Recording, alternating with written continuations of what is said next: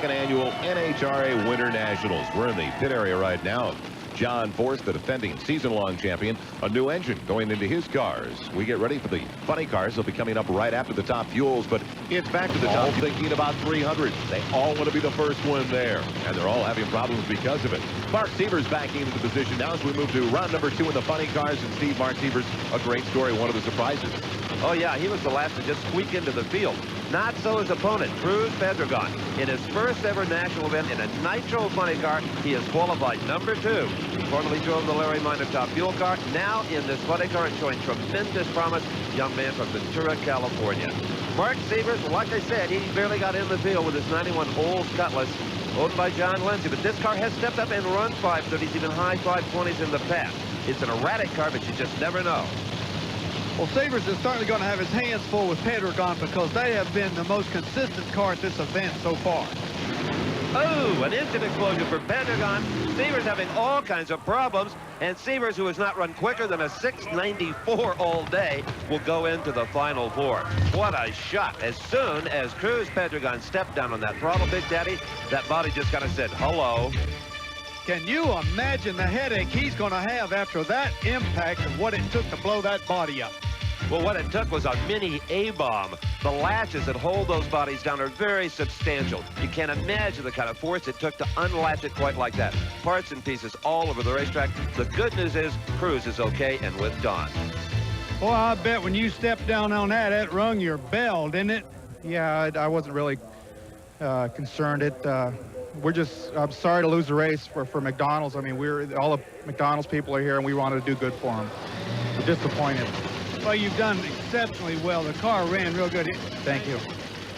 So Cruz Pedregon not only disappointed for his entire crew, but also the sponsor day, winter time, and John Force, the season-long champion. The last 2 years getting his cars started. As we continue with the second round of the funny cars, and he'll be facing Jerry Caminito as they start up the car of Caminito, and Jerry is from New Jersey. A gentleman that doesn't always have the big sponsorship like some of the other competitors, but a very, very game individual as well. Jerry Caminito will face John Force, who for the past several years has been on the edge of technical advancement, as Steve found out earlier. Don't panic. There's nothing wrong with your television set. The black and white camera you're seeing me on is mounted to the outside of John Force's trailer, so that from inside they can monitor the progress of the crew. And this camera is necessary because often crew chief Austin Coyle will be sequestered in the brand new blue room, as they call it, built into the trailer, the most sophisticated diagnostic center we have seen yet on site. Here is a defectometer to check for cracks in parts. Now here is a video microscope, again to find problems before they occur. He is looking at a roller tappet that connects to the camshaft. If one of those things breaks, it can cause a blower explosion and a very nasty fire. And just to the right of the video microscope, the round black thing, that is a Magnaflux unit to find cracks in steel parts. Also, there's a brand new computer system. He can analyze every run in detail. This was the 5.23 qualifying run. It only ran on 7 cylinders, that printout tells him, and it tells him which was the bad cylinder so he can fix it. Obviously, John Force is sparing no expense when it comes to winning his 3rd Winston Funny Car Crown. And we will be along with the technological leader. John Force has the in-car camera as he gets ready for his matchup with Jerry Caminito. And I guarantee you, Austin Coyle spent some time in that blue room. Force did not run well first round.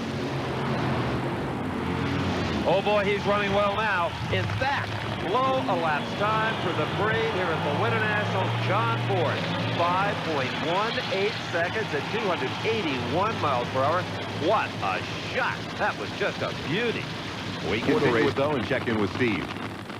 John Force has been all over his crew chief Austin Coyle to give him more performance. They've been bickering and battling like they always do. 5.18. You can let up on him.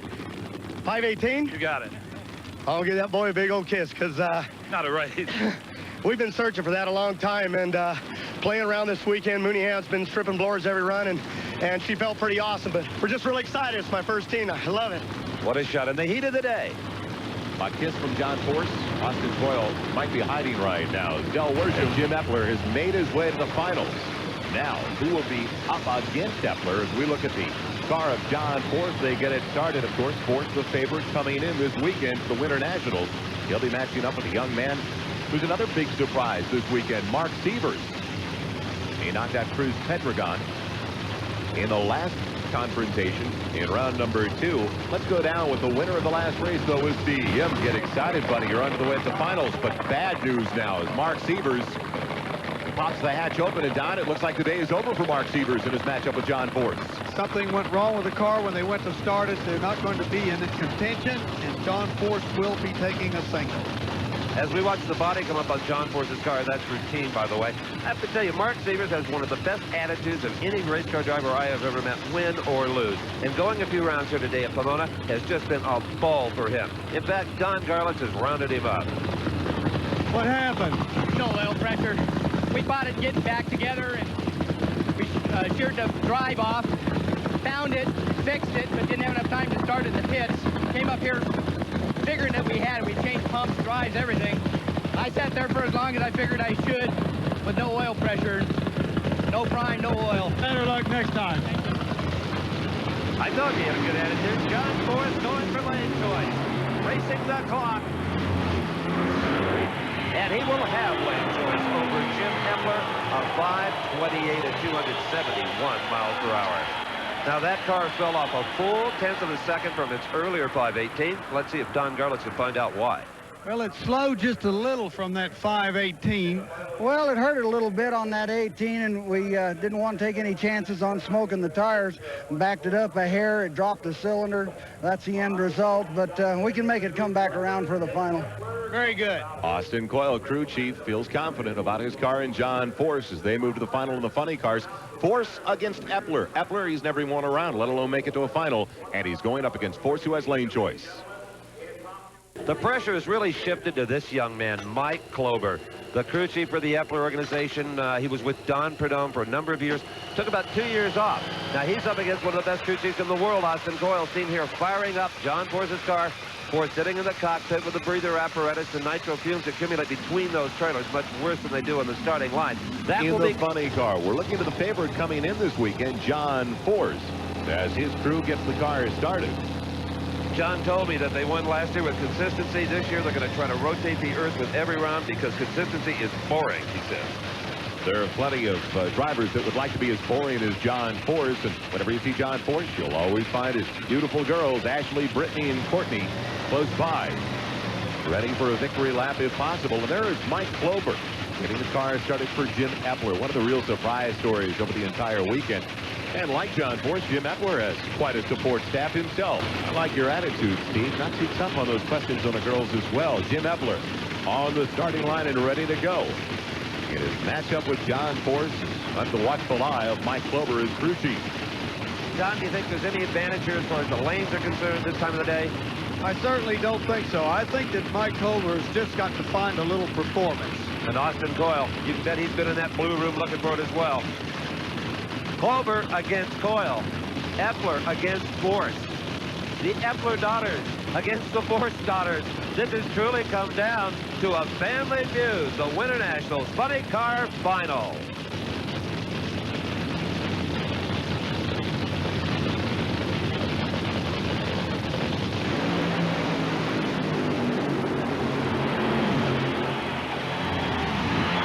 It is Epler. Mike Klober has wrenched Jim Epler to his first ever NHRA title. A 5:26 to a 5:32. Don Garlits is part of the starting line celebration. Well, John Force took a starting line advantage, and it looked like his car moved out in front and was going to go for another win. But as he got down toward the end, the flames went out in his pipes, and it looked like he might have shut off a bit early, assuring Epler the win. You still a little stunned here? Well, drag racing slicks like that carried John Force to his second consecutive world championship in funny car. But I'll tell you what, things are going to get maybe a little bit tougher this year. Started out at Pomona, John, with a young guy coming down from the Pacific Northwest, Jim Epler, and really waxed you pretty good in the finals. Big surprise. Well, you got to give credit to him and his crew chief. I didn't even know who he was. I was kind of more interested in his kids. It was a great show, but he took us out, and that goes to show you anybody can do it. Well, this season seems to be getting real tough. Competition continues to escalate every year in funny car. Quicker, faster, stronger teams. Well, they are, and I'll tell you, one of the guys that's laying back and their trouble with problems. This Cruz kid driving for Larry Minor, that McDonald's car. You know they got big bucks down there. They got Lee Beard. That car is going to be tough. He's the one we're watching right now. Okay, well, there are a bunch of guys in the funny car that are going after John, and I'll tell you what, we checked around and found out what they have to think about the man. He's pretty good on everything he does out here, and he's tough to beat. Epler's looking real good now, but I think over the long haul, John Forrest is going to be right back up there, and he's going to be the one to chase again. Well, our goal is to be consistent and not try and go for low ET. If we can stay running in the 20s and not hurt a bunch of parts and stay within our budget, I think we'll have a good shot at it. Well, I'll tell you what, if those guys have anything to do with it, a third championship is not going to be that easy for John Forrest. And now, for more on the Pro Stocks, your local phone company. It's time now to continue funny car round number 2. And there is the two-time Winston champion, John Forrest. And there you're on board with him. You see the big stovepipe in there to relieve pressure should he have a blower explosion, not blow the body off of the car. Right, Don? You know, in my opinion, Steve, that's one of the trickiest innovations that Austin Coil has come up with in a long time. Those bodies are very expensive, but more than that, it is a safety feature for the driver. Now listen to this. His opponent, Tom Hoover, has the lane choice over Forrest. Forrest qualified number 1, picked up a $4,000 bonus. Don't worry about the body coming up over there. That's a normal routine. But he fell off in round number 1, and Hoover picked up tremendously with a 5.26 second elapsed time. He's got lane choice and has selected the far side. That's been the favorite so far in elimination. John Forrest, of course, well, the best-known funny car driver in the sport right now out of Yorba Linda, California. Austin Coil is wanted crew chief. He's got everything it takes to win another championship. All he needs is that hard-to-find racing luck. Well, I'll tell you what, he's probably very concerned about that 5.26 that Hoover turned, because Hoover runs a conservative operation, and you can bet he wasn't blowing up parts to do that. Oh, absolutely not. So John Forrest up against Tom Hoover here in round number 2, the Motorcraft Ford Nationals, the winner to go to the Final Four. Look at Hoover. Hoover absolutely trounces John Forrest. You have done that. A 5.32 to a 5.46. At the starting line, Don is with a crew chief who has to be scratching his head. Well, it slowed down. Boy, it sure did. Slowed down big time. We've been fighting a little supercharger problem. We got to put a different one on every run. For whatever reason, it dropped a cylinder big time, and it didn't pick it up. That's the end result. Let's have another look at it. You'll see that John Forrest in the near lane. He knew Hoover would be tough, so John was very alert on the light. Yeah, he takes a nice starting line advantage, and it looks like he's going to run pretty good, but we'll notice the fuel coming out of the left side of the car, and that means the cylinder is going away. And as the cars get down toward mid-track, Tom Hoover has already begun to take the lead. We'll see a flash of flame will come out of the left side of the car again, meaning the cylinder is not firing properly. Isn't it interesting that Coil could tell that from the starting line, Steve? Yes, it is. Let's go to Brock. John, they're going to remember this day as a day of upsets. I mean, all the heavy hitters have been falling like 10 pins here. Just a weird set of circumstances, and you're the next one to go. All the superstars kind of falling by the wayside. Well, they really are, and I'm really kind of lucky because Epler had me in the points lead, went out, same as myself, but give credit to Hoover and Pop Hoover because they outran us. My car fell off for whatever reason, but we're excited, and them are a good bunch of guys over there. So if they can win, myself and Castro, Jolly Rancher, we're all just happy for them. Well, that's great, John. I'll tell you what, that's what makes this sport so good, is that every time two guys come to the line, you can't ever tell what's going to happen. Yeah, that really is. And his car made a move, and it drove away from me, and my car wasn't shaking. I knew I was in trouble. I was hoping I could drive around him, but that Hoover family is a great family, and I'm glad they won. Well, congratulations. Great sportsmanship on your part.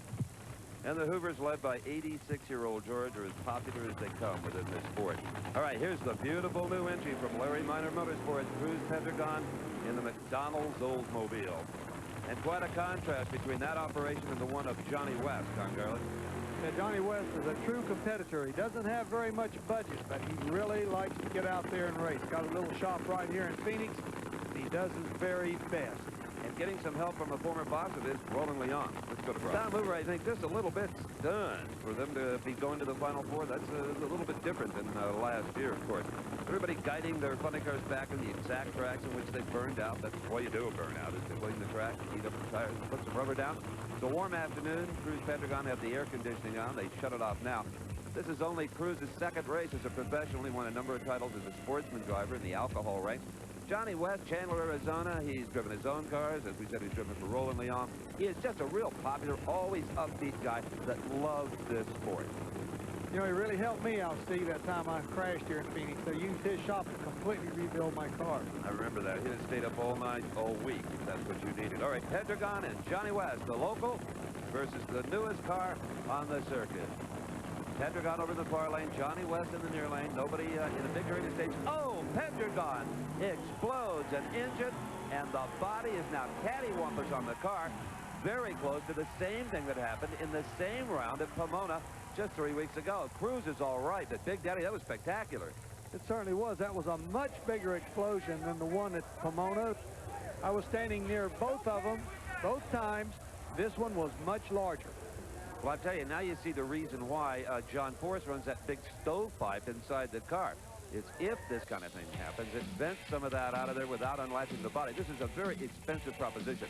Watch as Cruz Pedregon, the instant he stepped on the throttle, the car didn't move 2 feet.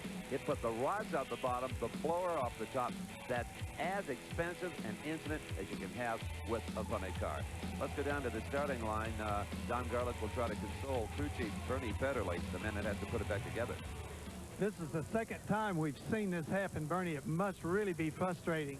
Oh, man, I can't begin to tell you how bad it really feels. We thought we had the solution to our problems, made some subtle little changes after first round, and apparently aggravated the problem again. Man, this is a toughie. It is tough. I mean, there's a lot of damage here. A lot of good parts went down the drain. Boy, I'll say, and you know, it's just a real grim deal. It's one of those things that can be prevented. We just haven't figured out how to do it yet. We thought we had some direction going. We were real confident, but apparently it told us we didn't have it solved yet. Well, we wish you the best, Bernie. Thank you. Appreciate it. Well, Johnny West won the race with a rather slow 6:18. Then there's Cruz Pedregon, running his first full season as the pilot of the Larry Minor-owned McDonald's funny car.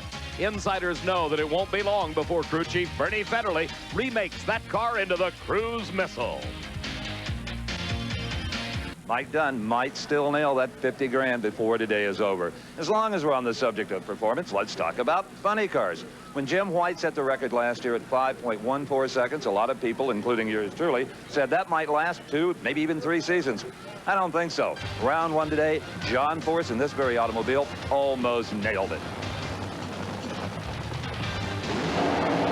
What a ride, John Force. Your quickest ever, 5:15.515. I think somebody ought to talk to my boy Austin. I mean, we're up there. I don't know what got into him. I said, player safe, back her down, give me a middle 20 so we can drag race and get a grip on this racetrack. Now, I hit the throttle. I thought the hunk blew up. I mean, it was like a bomb went off. Scared the hell out of me. And she just flew down through there. I didn't drive. I just hung on. Blame Mother Nature, not Austin Coyle. We've never seen these conditions. Now, you folks at home, after what Dave has told you, and I've told you, if you don't watch the rest of the show, I'll never talk to you again. Steve. In John Force's pit area, the Castrol Oldsmobile body being dropped over the chassis as this team gets ready to race Cruz Pedregon in round number 2 of Funny Car. Down at the far end of the racetrack, Steve is with Corey Mack, the 485 engine, and putting in another one. Question is, what kind of impact will this have on the performance as he faces Corey McLenathan in the final 4 of Top Fuel coming up in a few moments? Meanwhile, this is the race everyone has been waiting for in Funny Car Eliminator, including the participant, John Force. The driver of the Castrol Oldsmobile has said time and again, look out for the kid Cruz Pedregon. When they get it together, this guy is going to be tough to beat. Well, John Force has got a 5:15 to his credit in his round number 1 victory over Paula Martin. For Cruz Pedregon, the best he ran in round 1 was a 5:29. Bernie Federley, his crew chief, has wrenched him back into contention. But his victory in the first round came at the expense of Chuck Etchells as Pedregon had a brilliant pole shot. Nearly 11 hundredths of a second advantage, and that made his car owner, Larry Minor, that man very happy. Pedregon is in his first full season as a Nitro Funny Car driver. John Force is only going for his 3rd consecutive Winston Championship. And as Steve told us earlier, the record is only a 5:14. The 5:15 he ran in the first round could serve as the backup if he could go quicker here. It's all up to the drivers at this point. The crew chiefs, the wrenches, they can do no more.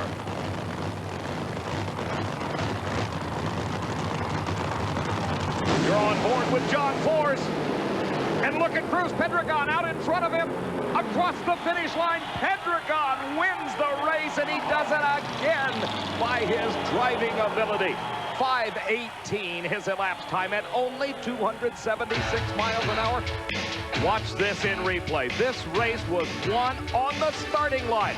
Look at the advantage that Pedregon got over John Force. Force put together a brilliant run, a 5:15, but by the time they had reached a 16th of a mile, Pedregon had more than a car length advantage. He had it at the 1/8 of a mile, and then with John Force thundering on him at 287 miles an hour, Pedregon still the winner. There you see the times. 5:18 for Pedregon, 5:15 for Force, 78 thousandths of a second, the margin of victory. Well, John, you have lived by the sword off that starting line for a long time. This time you died by it, unfortunately. Yeah, I really did. The car ran excellent, just like the crew put together, and we're excited. They ran good, too, and I really didn't think I needed the edge on the starting line. I just kind of drove it off, figuring I had them covered, and was concentrating more on trying to put a number up on the board, and we're going to say we lost. The world's quickest loser at 5:15. Steve, I'm sure that's an honor John wishes was somewhere else.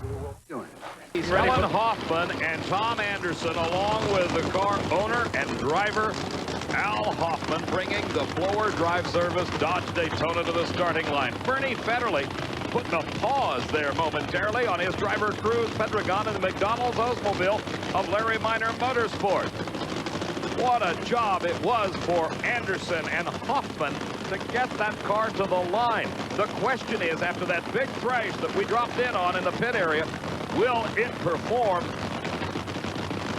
Will it have a chance against Cruz Pedregon? Both drivers taking their time staging.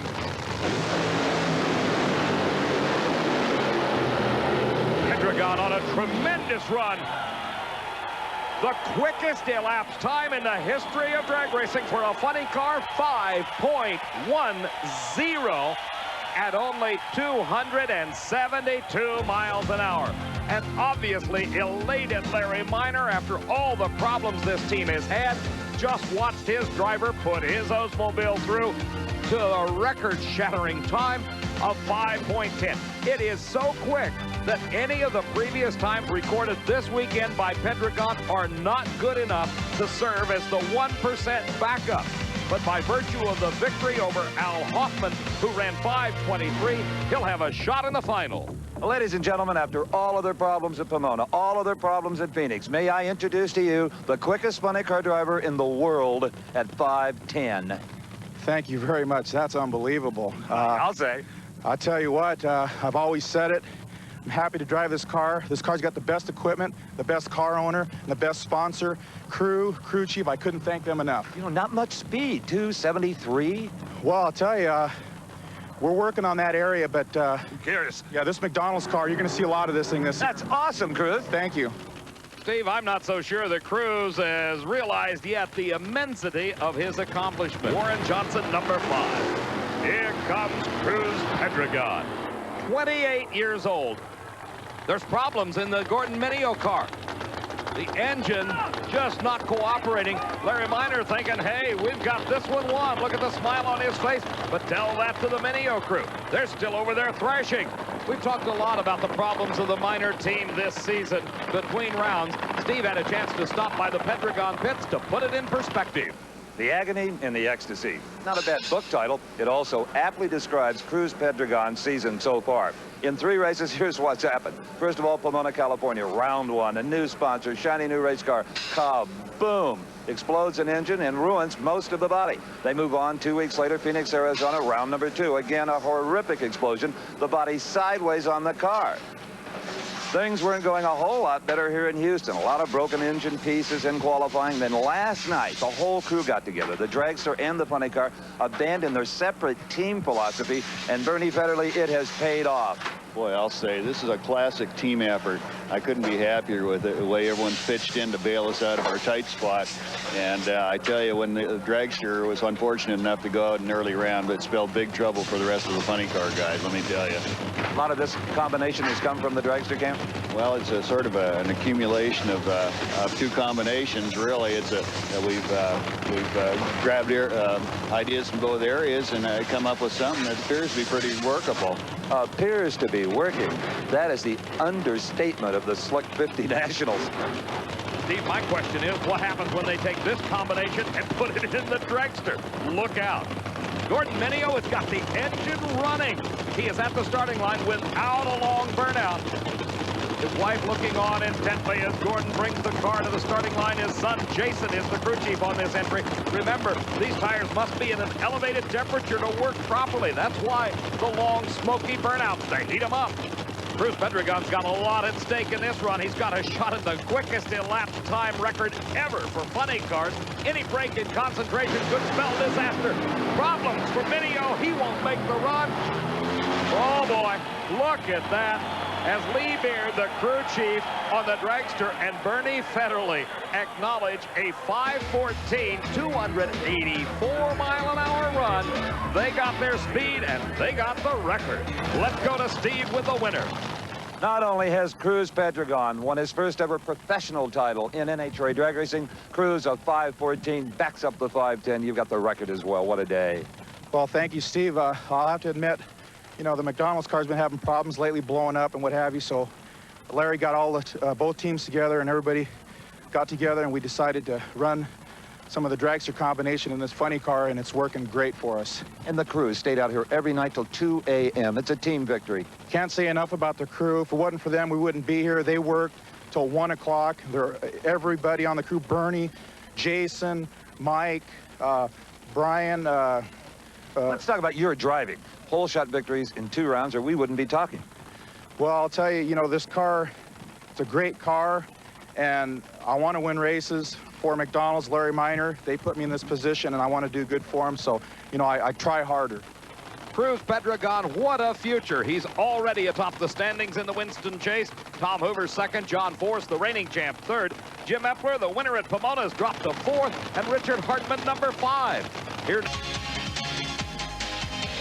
The fiberglass-bodied class of funny car has been led in qualifying, as is so often the case, by the Castrol GTX car of John Force, the reigning Winston champ.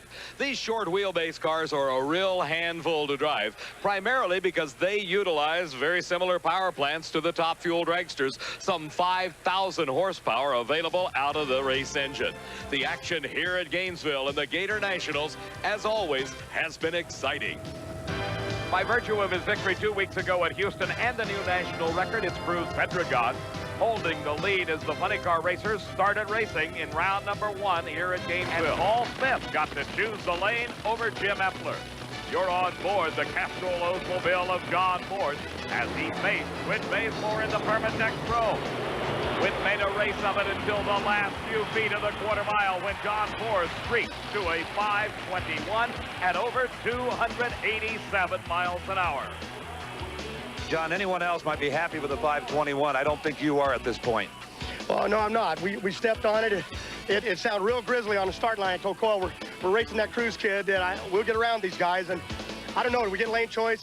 No. No, don't matter. Track's good, conditions are good, and just tell that kid to whip that old hamburger stand up there and give him a run now. We'll tell him. Cruz Pedregon got the lane choice when he defeated Chuck Etchells with a giant hole shot. He had a 5:21. Etchells ran low ET of eliminations thus far at a 5:17 and lost. You're riding on board with John Force, the 2-time Winston champion, performing extremely well here. Not only is he running quick, but he is also running very consistently. He'll need every bit of it, though, because here is the quickest funny car in the world. This is the McDonald's Oldsmobile, owned by Larry Miner and driven 2 weeks ago by Cruz Pedregon to the quickest elapsed time ever for a flopper, 5.10 seconds.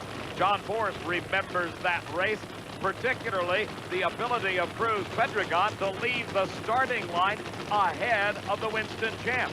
John's trying to do something about it. You're looking at a mini practice Christmas tree in the trailer of John Force, and John has his right foot busy. The last time you raced Pedregon, he whipped you on the lights. You don't want that to happen again. Well, he sure did. My crew did their job. My car ran a fine 5:15, and I've really been embarrassed. I've been on this tree for about 2 weeks ever since Houston, and I just can't give that kid the edge. He's good, and he showed it, and my car will run. Now I just got to produce. We'll let you practice. Steve, if practice makes perfect, then the rest of the funny car world ought to look out, because John Force, with those 2 Winston victories to his credit and dedicated to making it 3 in a row, is going to be tough to beat. How quick is he? We'll find out in a moment as he comes up against one of the best. It's the Castrol car of John Force carrying the big #1. You saw his crew chief, Austin Coyle, giving the signals as to how to leave the line. Pedregon in the far lane, with his crew chief, Bernie Federley, doing such an outstanding job getting this car down to record-shattering performance levels. The last to stage, Force, he's in the beam. Pedregon accelerates off the line first and then goes up in smoke. John Force across the finish line in the victory and into the finals. 5.20. His speed, 286 miles an hour. His reaction time, 0.445. Cruz Pedregon, 0.426. Pedregon beat him again off the line. John Force evens the score with Cruz Pedregon, but he was still out on you a little bit after all that practice even. He really was. You got to give credit, and he parked on me at Houston, so I thought, well, Missile Heat it's going to be okay. So I just sat after a little while, and he went on in. He was okay, and I put her in, and don't know what happened, but I seen a whole lot of that Big M out there, and she trucked right around him. But I'm happy, and for my sponsors, what can I say? We're still alive, boys. I'll say it trucked to 5:20. Heck, Cole, I'm going to have to give that boy hell. He promised me teams here at Gainesville. John Force concerned about the performance of his race car even after running a 5.20. Back at the starting line, time for the funny car finals. This is Jim Epler. He's got to have on his mind the driver of the Castrol Oldsmobile. You're inside the car, not only with John Force, but also with the Black Diamond Racing Team Dodge Daytona as the emergency hat comes down over Jim Epler's head. He's got to be worried about John Force trying to exact a little bit of vengeance for Jim Epler upsetting Force in the final round of the season opening Winter Nationals. Austin Coyle, the crew chief, making a final check and giving an A-OK sign to the driver of the Castrol Olds, John Force. The rematch is something both drivers have been looking forward to. That's Mike Clover, formerly with Don Prudhomme in his glory days of funny car racing. He's the head wrench on Jim Epler's Dodge Daytona. Right now, it is all up to the driver. There is nothing more the mechanics or crew chiefs can do to improve or detract from the performance of the race car. But the driver has total control of how quick he gets off the starting line. Concentration is the name of the game here. Force in. Now Epler's ready.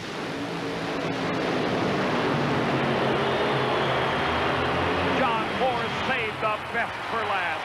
5:15 at 289 miles an hour.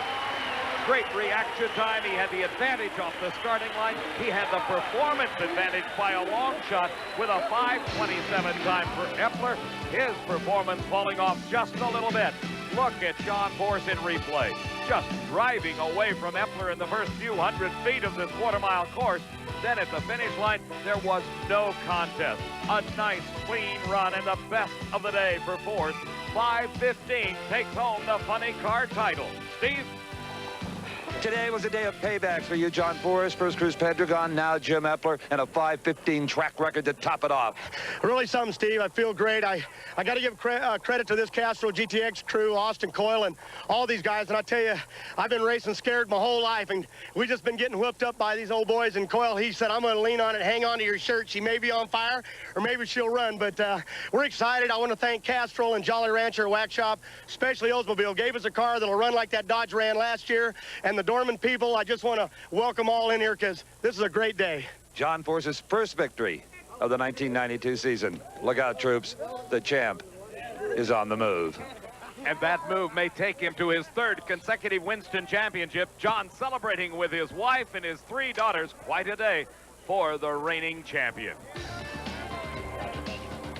And look at this. Can he bring it? Joe Amato third, Mike Brotherton in fourth. In funny car, John Force has moved ahead of Cruz Pedregon. Jim Epler to third, Tom Hoover fourth, and Richard Hartman number 5. Jerry Ekman maintains. Yates.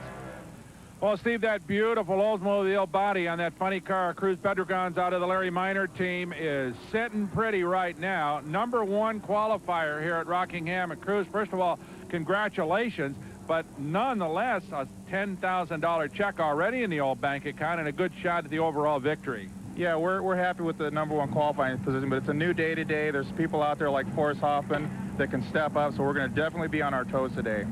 Cruz, you got yourself a sunny day, but it's chilly with a pretty good wind. Is that going to bother the race car at all? No, actually, the conditions are very similar to our 526 #1 spot, so we're looking forward to keeping it into the 20s today and winning this thing. Go get them. Good luck. Thanks. Okay, Cruz Pedregon.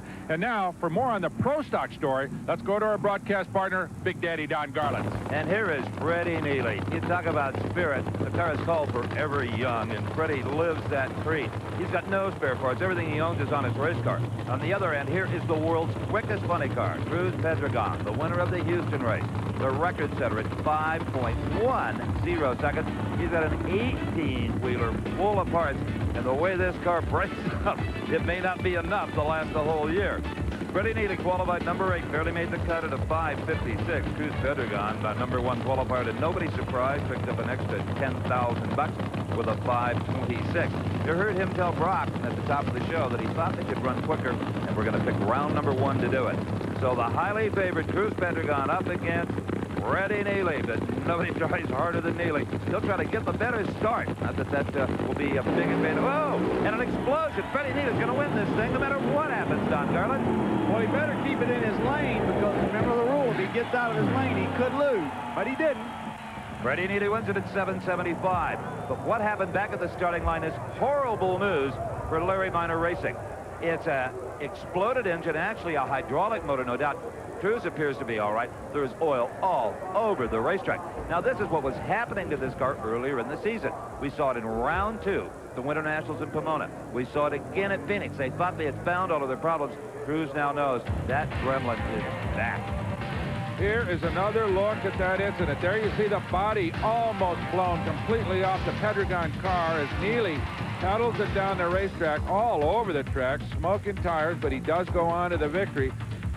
Very despondent Pedregon, and of course Bernie Federley, his crew chief, everybody trying to figure out what causes this to happen repeatedly on that race car. The concussion even blew the roof hatch open. I've never seen that before. Don Garland? I see some of that shiny aluminum pieces, Cruz, laying out there on the drag strip, and that ain't a nice sight, is it? Yeah, it sure isn't, Don. You know, we thought we had this problem solved, but obviously we haven't yet. Well, you know, you got to take into consideration we're dealing with a terrible weather condition today. You know, tune-ups that you've had in the past mean nothing. Right.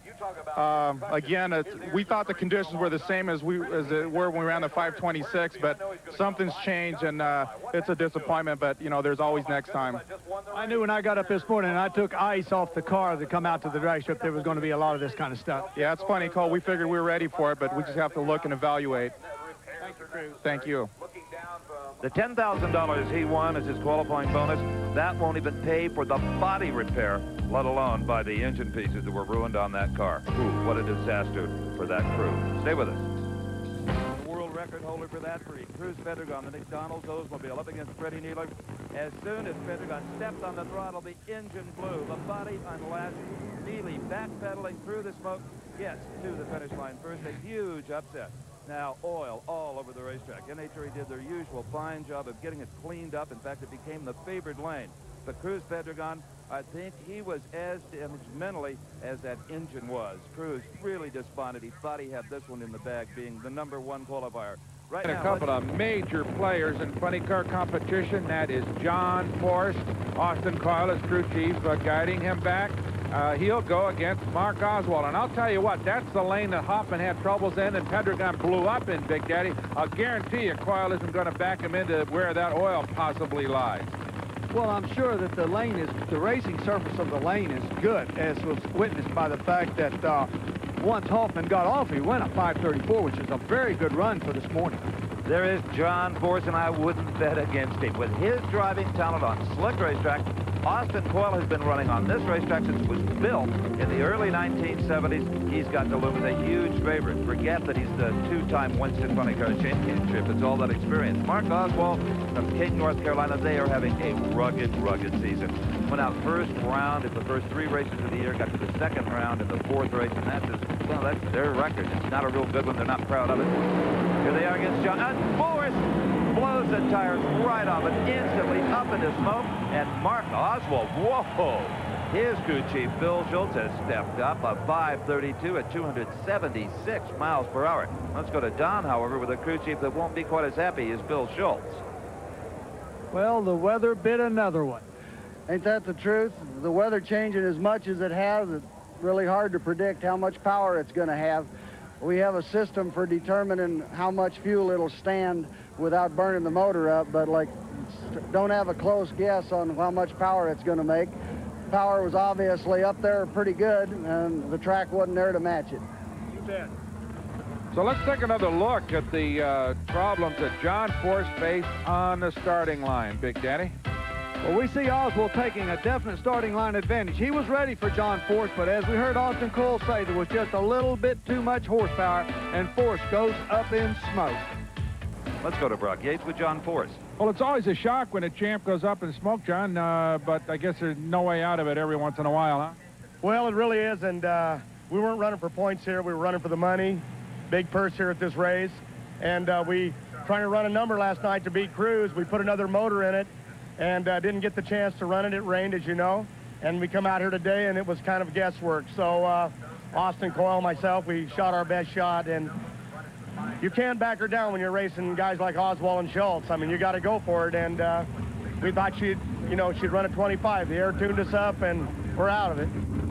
Well, I've known a Nationals champion, Tom Hoover, looked to be the toughest. That's because Hoover had been the most consistent round winner in racing thus far this season and was 4th in the Winston standings, headed by John Force coming into this event. Del Worsham was standing in 7th. More from Chuck Etchels before this year is over. One of the true great rivalries of funny car competition was the next race in round number 2. It was John Force in the Castrol Oldsmobile against the McDonald's Oldsmobile of Cruz Pedregon, the car owned by Larry Minor. Cruz had stunned everyone in qualifying, a track record time of 5.15 seconds. But the reigning Winston champ ended the young man's day here in round number 2. As Pedregon left the starting line, he lost traction. Force went on to the win at a 5:21. We overpowered the track big time. We just were, we had our 510 set up in it, and the track obviously didn't quite want to take it. Sometimes big horsepower can bite you. Sometimes, you know, we got thrown off that first round running in the slow, having problems. That threw us off mechanically, and we just couldn't get it together, but we'll be back. Great qualifying effort. Thank you. That brings us to the Final 4 here in Funny Car at Atlanta. Back at the starting line, the reigning Winston champ and current leader in the points chase, John Force and his Castrol Oldsmobile into the burnout procedure. But this has not been an all-great weekend for John Force. Earlier, Steve talked with him. For the first time in the Force pits, there's a little bit of joy because, John, the last 2 or 3 days haven't been very pretty, my friend. Well, it's really tough, Steve, but getting around old Cruz is plenty tough, and I'm trying to stay calm and cool, but the real truth is it's the points that matters. Yeah, we're happy. It's great. We ain't won yet, but from here on out, it's just gravy, but we're having fun. John Force celebrating because the remainder of the top 5 in the Winston point standings already out of competition. Even if he loses this race to the nobody beats the whiz car of Chuck Etchels, Force will advance even further in the Winston point standings. The body coming up on the Castrol Olds as crew chief Austin Coyle goes underneath. Makes the final check of the operation. Maynard Yanks has performed the same procedure on the car of Chuck Etchels. Maynard Yanks, you remember him from his abilities to tune up Bruce Larson to a Winston championship just about 3 years ago. The work of the crews and the crew chiefs all over at this point. The drivers have one thing to concentrate on, and that is trying to get off the starting line first without leaving a red light, which indicates you left too soon. They're set.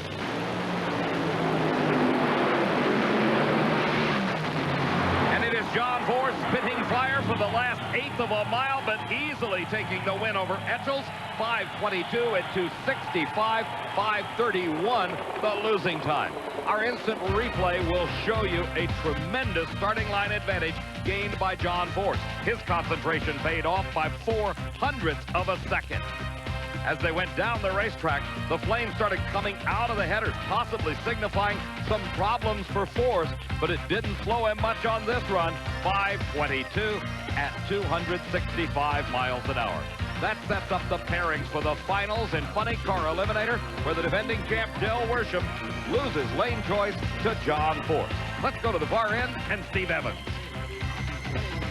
Well, John, it runs a nice 5:22, but there's more there if you can never put the fire out of the pipes. Yeah, well, Coyle, they're jumping back and forth, and he kept putting some pump to her. Then he took pump away from her. I think that's what he did. But, yeah, she's nosing over big. And I'll tell you what, it's hard for me because I know driving into the first cone and she's already dead. But, like, take your foot off against these guys. They'll drive around you. I've had that happen. But we're excited, and you know, what can I say? My weekend last night at the Fram banquet, I told them, guys, been nothing but a bad weekend. But this is my first time in a final in Atlanta. It's kind of a neat deal. Neat to have you there, John.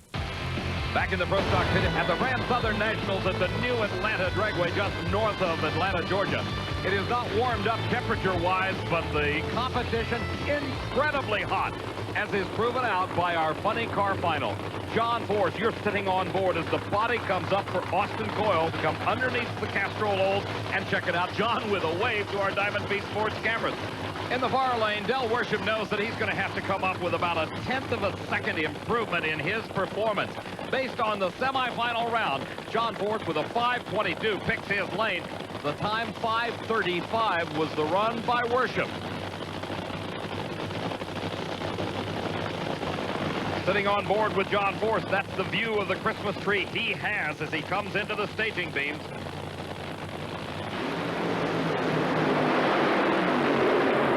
Oh, tremendous race at the finish line, just inches. John Force of the Castrol Olds takes the victory. 5:24 to a 5:25, nearly identical reaction times off the starting line. One incredibly close drag race. The total margin of victory only 13 thousandths of a second. In the near lane, Force. In the far lane, Worsham. And they battled this one out from the starting line to the finish line. There was no quarter given. It was literally in just the last few feet of this racetrack that John Force was able to squeeze by and win it. John Force, that may have been the closest drag race of your career. By thousands, you pulled it out. You know, I like to feel better, Steve, but I just like that kid. He's good, he's tough, and hot damn, he raced me right into them lights. I thought neck and neck. I didn't know what it done. He did a job on me, I think, on the lights, but I did on the other guys. I got to tell you, this thing was popping and banging all day fire out of the pipes. I feared for you, man. It's been doing that all weekend, Steve, but, you know, like I say, the money's put here to produce. We had to break a lot of parts, and I want to thank my people from the Wax Shop and Dorman and Oldsmobile especially, and Castrol GTX on top, Jolly Rancher, and my guys, Austin Coyle and my crew, the attack team, and want to say on top of it, trying to keep normal here. This was just a great weekend. It's my dance. Tell the kids, put water in the pool. We're coming home. The budget's back. Yeah, and his wife may have to learn to do the lambada the way he's dancing. There's always something new with John Force.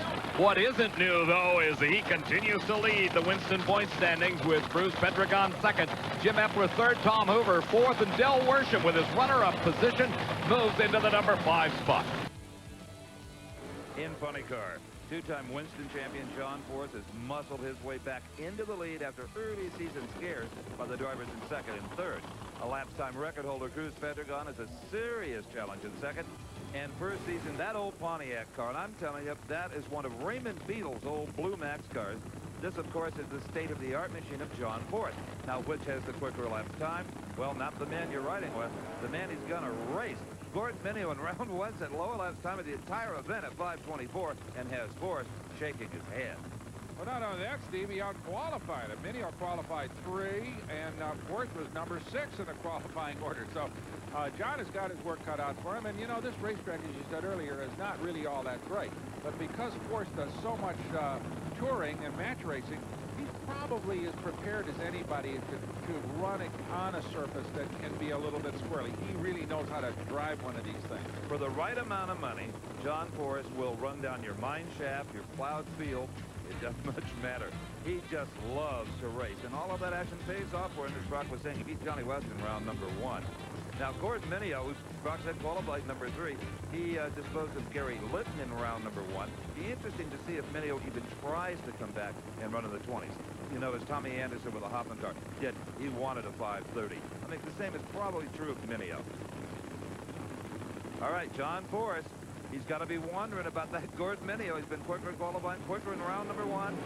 But it's Forrest quicker off the mark. Mineo gets close to the wall, tries to control the car, and Gordon Mineo has been defeated. John Forrest won't be real happy with his run at 5:43. Gordon Mineo has no chute.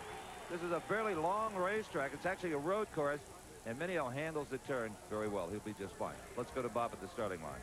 Austin, 5:43, it's a win, but that's not vintage John Forrest. Well, yeah, it is in a way, because she smoked the tires bad where there's that terrible bump in the right lane here, and he had to step out of it and get back in it. So that really is John Forrest in action. Saved the day for us. Would you have figured 43 would win this round?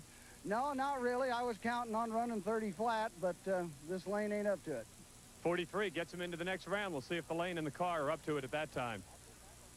We'll soon find out, Bob. Meanwhile, John, you won with a 5:43. You expected more from the car. It just wasn't quite right. Yeah, it wasn't quite right, but I'll tell you something. Anybody says match racing don't help, they're crazy. Off the pedal, back on the pedal. She recovered, and she trucked. Too much power, but I got to do my part of the job. And he does it beautifully, but boy's that hard on parts. But he has plenty of them. got plenty of skill and plenty of desire, too, I'll tell you. Okay, here comes the man who is the quickest funny car driver in the business aboard the car that carried him to that honor. Cruz Pedregon out of the Larry Minor Racing Stable. He'll go against a young man, Whit Bazemore from Atlanta, Georgia, who started out as a photographer in this business, did a little motorcycle road racing, and then jumped into the funny cars. An interesting story there that we'll for sure a little bit later. But right now, let's go down to Steve with Del West, the throttle of a 5,000 horsepower missile like one of these things. But this man sure has that kind of experience, Steve. He's been around a while. Cruz Pedregon knows how to run one of these cars, and he is quick. And I'll tell you something, Cruz Pedregon and crew throw away more parts than Whit Bazemore has ever owned. Bazemore has the motor in the car, maybe a few pistons, maybe a spare rear end. That's about it. You kind of borrow and pay back as you head on down the highway trying to make a living in this drag racing sport. Cruz Pedregon. Well, I'll tell you, he has been a winner in anything he's ever touched on this track, and that's why he was picked by Larry Minor to wheel that beautiful red Oldsmobile, sponsored by the fast food giant. All right, this is round number 2. Pedregon was the low qualifier, but he's not low lap time in the event. He lost that honor to Mineo. Mineo got blown away, and now you know everything I know. So let's just watch this two-car race. Boy, you talk about the haves against the have-nots. This is it. Pedregon, big problems at the starting line. Bazemore almost crosses the center line. That would have meant disqualification. They say he's okay. Bazemore wins it at a 5:37. He hurt the motor to do it, though. But I'll tell you what, Cruz Pedregon has been jinxed by blower explosions. So his new crew chief, Larry Meyer, and race car builder Murph McKinney engineered that blow-away panel right into the body instead of some old ugly stovepipe like John Forrest and they used to use. First time it's ever been tested, and man, did it work.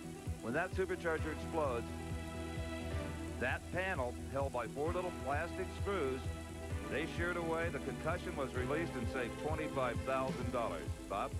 Larry, can you tell from here what went wrong? No, just bang the blower. That's all I can know. We're going to have to get back and evaluate and see what happened. Certainly wasn't the way you wanted to start out.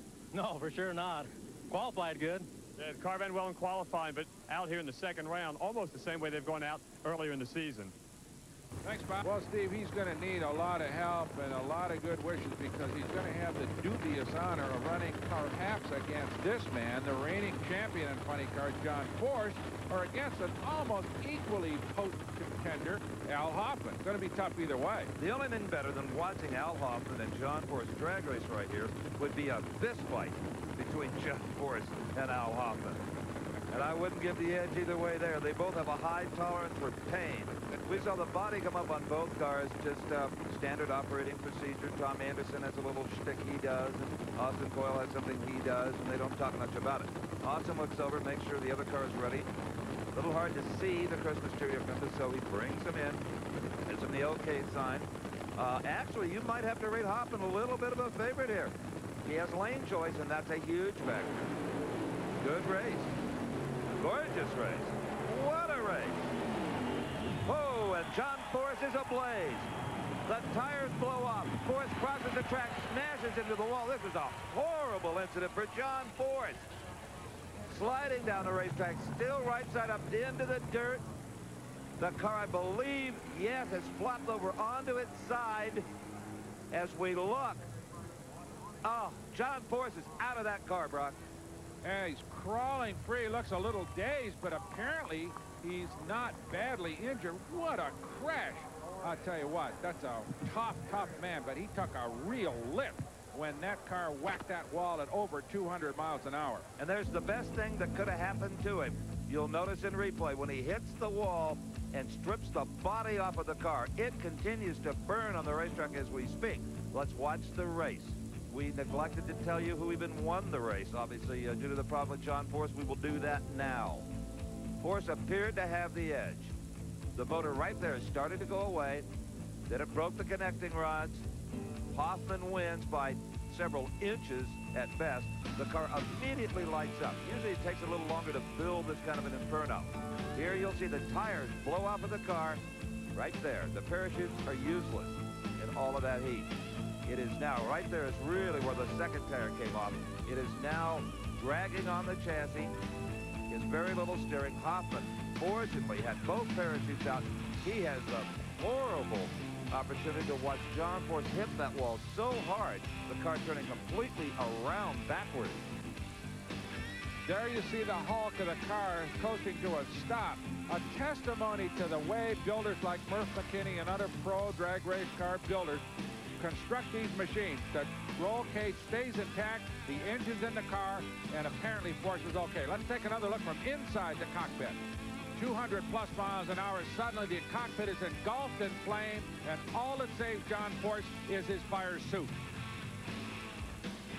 Well, hard to believe after what we all saw, but John Force, he's in the ambulance, but pronounced pretty fit considering what you went through. Yeah, Steve, I feel good. Them safety safari guys, I love them summer guys. I couldn't believe it. She was backwards, and I still had fire, and then I realized there was no body, and they were right on top of me, but then she rolled, and I couldn't figure that out, and just kind of climbed out, but pretty exciting day. But we got a brand new spare one in the trailer and one by Pluger being built. They ain't putting us out of the deal. And the rest of them guys, we took an 800 points lead, and that's what it's all about. Who else but John Force would worry about his points lead after crashing at 250 miles an hour? What a man, what a character. Thank goodness he's okay. All right, for the finals in funny car, we'll see the rookie Whit Bazemore, Al Hoffman, the veteran, going at it. Bazemore amazingly has lane choice. Stick with us. We'll be back. He will save nothing, including our onboard camera. Little sinking spell just now in the truck. Okay, let's update the funny car point championship standings. Force, despite the crash, and he's okay, holds on to number 1, Pedregon 2, Epler 3. Hoffman, though, gets by Del Worsham for 4th place. In point standings, the field headed by John Force, the two-time champion. Cruz Pedregon 2nd, Jim Epler 3rd, Al Hoffman 4th, and Del Worsham number 5. But the big story performance-wise was in round number 1, where Cruz Pedregon blasted out a 5.17 at over 288 as he was racing against Jim Epler, driving Johnny West, medal arrestor Dodge Daytona. All eyes were on the McDonald's Oldsmobile as this car streaked through the quarter mile, but their attention was quickly diverted to Jim Epler. As Cruz streaked down track to his track record-shattering 5.17 at over 288, Epler was literally on fire. He waited a while until he brought the parachutes out. They did not burn off. That helped slow the car as the safety safari arrived very quickly on the scene, hitting it with the firefighting compounds. Safety safari crew on the scene to help Epler out of the burning car. Steve had a chance to talk with him. 5.40 and defeated Jerry Caminito in the first round. he had to be thinking about Pedregon's performance out of the McDonald's car. That 5:17 just flew away Etchel's low elapsed time. That's just what Tom Hoover did to his tires. He blew them off, while Pedregon, look at the time there in round number 2, 5:21 at over 286 miles an hour to advance to the final 4. Del Worsham and John Force had previously raced a total of 6 times. John Force and the Castrol Olds had won every matchup up until the 2nd round here at Columbus. John Force may have been thinking a bit too much about Pedregon in those times as the Castrol Olds went up in smoke. Worsham crossed the finish line with a subpar 5:44, but he advanced to the semifinals, and John Force did not. John obviously overpowered the racetrack a bit. Were you trying to run the kind of numbers that Pedregon has been running? Did that have any part in it at all? Yeah, we did. We were watching the track first. We thought, pull it back a little bit, Steve, and then he ran that 21, so we thought it must be good. And you're looking at racing him next round and trying to get lane choice very, very crucial here. And we shot our shot and we missed it. But this is a new car, and it's done well since the crash at Memphis, so we're happy with it, and it'll come around. Okay, John. John's accident at Memphis cost him the car that had carried him to 2 national event wins thus far this year. The other side of the ladder today, Ed McCulloch, the top fuel half of the McDonald's racing team, looking on intently as Cruz Pedregon gets set to battle Del Worsham. The youngest funny car winner in NHRA history, Del Worsham, realizes that his opponent is another of the young rising stars of this sport. Cruz Pedregon is only 28 years old, and he has the distinction of driving not only the Nitro Funny car, but also a top fuel dragster, a top alcohol dragster, and a top alcohol funny car in his short career. While a race car has literally thousands of parts, racers today say there is one key to success. Inside that bell housing, you can just see it through the inspection cover, the blade having been removed, is the clutch that is the secret to winning this race. You're looking at the Cruz Pedregon car, and no one is managing their clutch better. Now, at the back of the car is where the adjustments are made as far as how that clutch locks up down an ever-changing racetrack. Right here, see these 2 little timers, and there's jets down inside these bodies. That controls how those fingers are released and where the pressure is applied on the racetrack. They may change the timer a little bit as the track gets gooey to bring the power on later. As it gets better, they'll change them back to bring the power on earlier. It could be won or lost right here in funny car and top fuel. And Pedregon's crew chief Larry Meyer has certainly been right on today. A 5:17 and a 5:21, the 2 quickest times ever here at National Trail Raceway.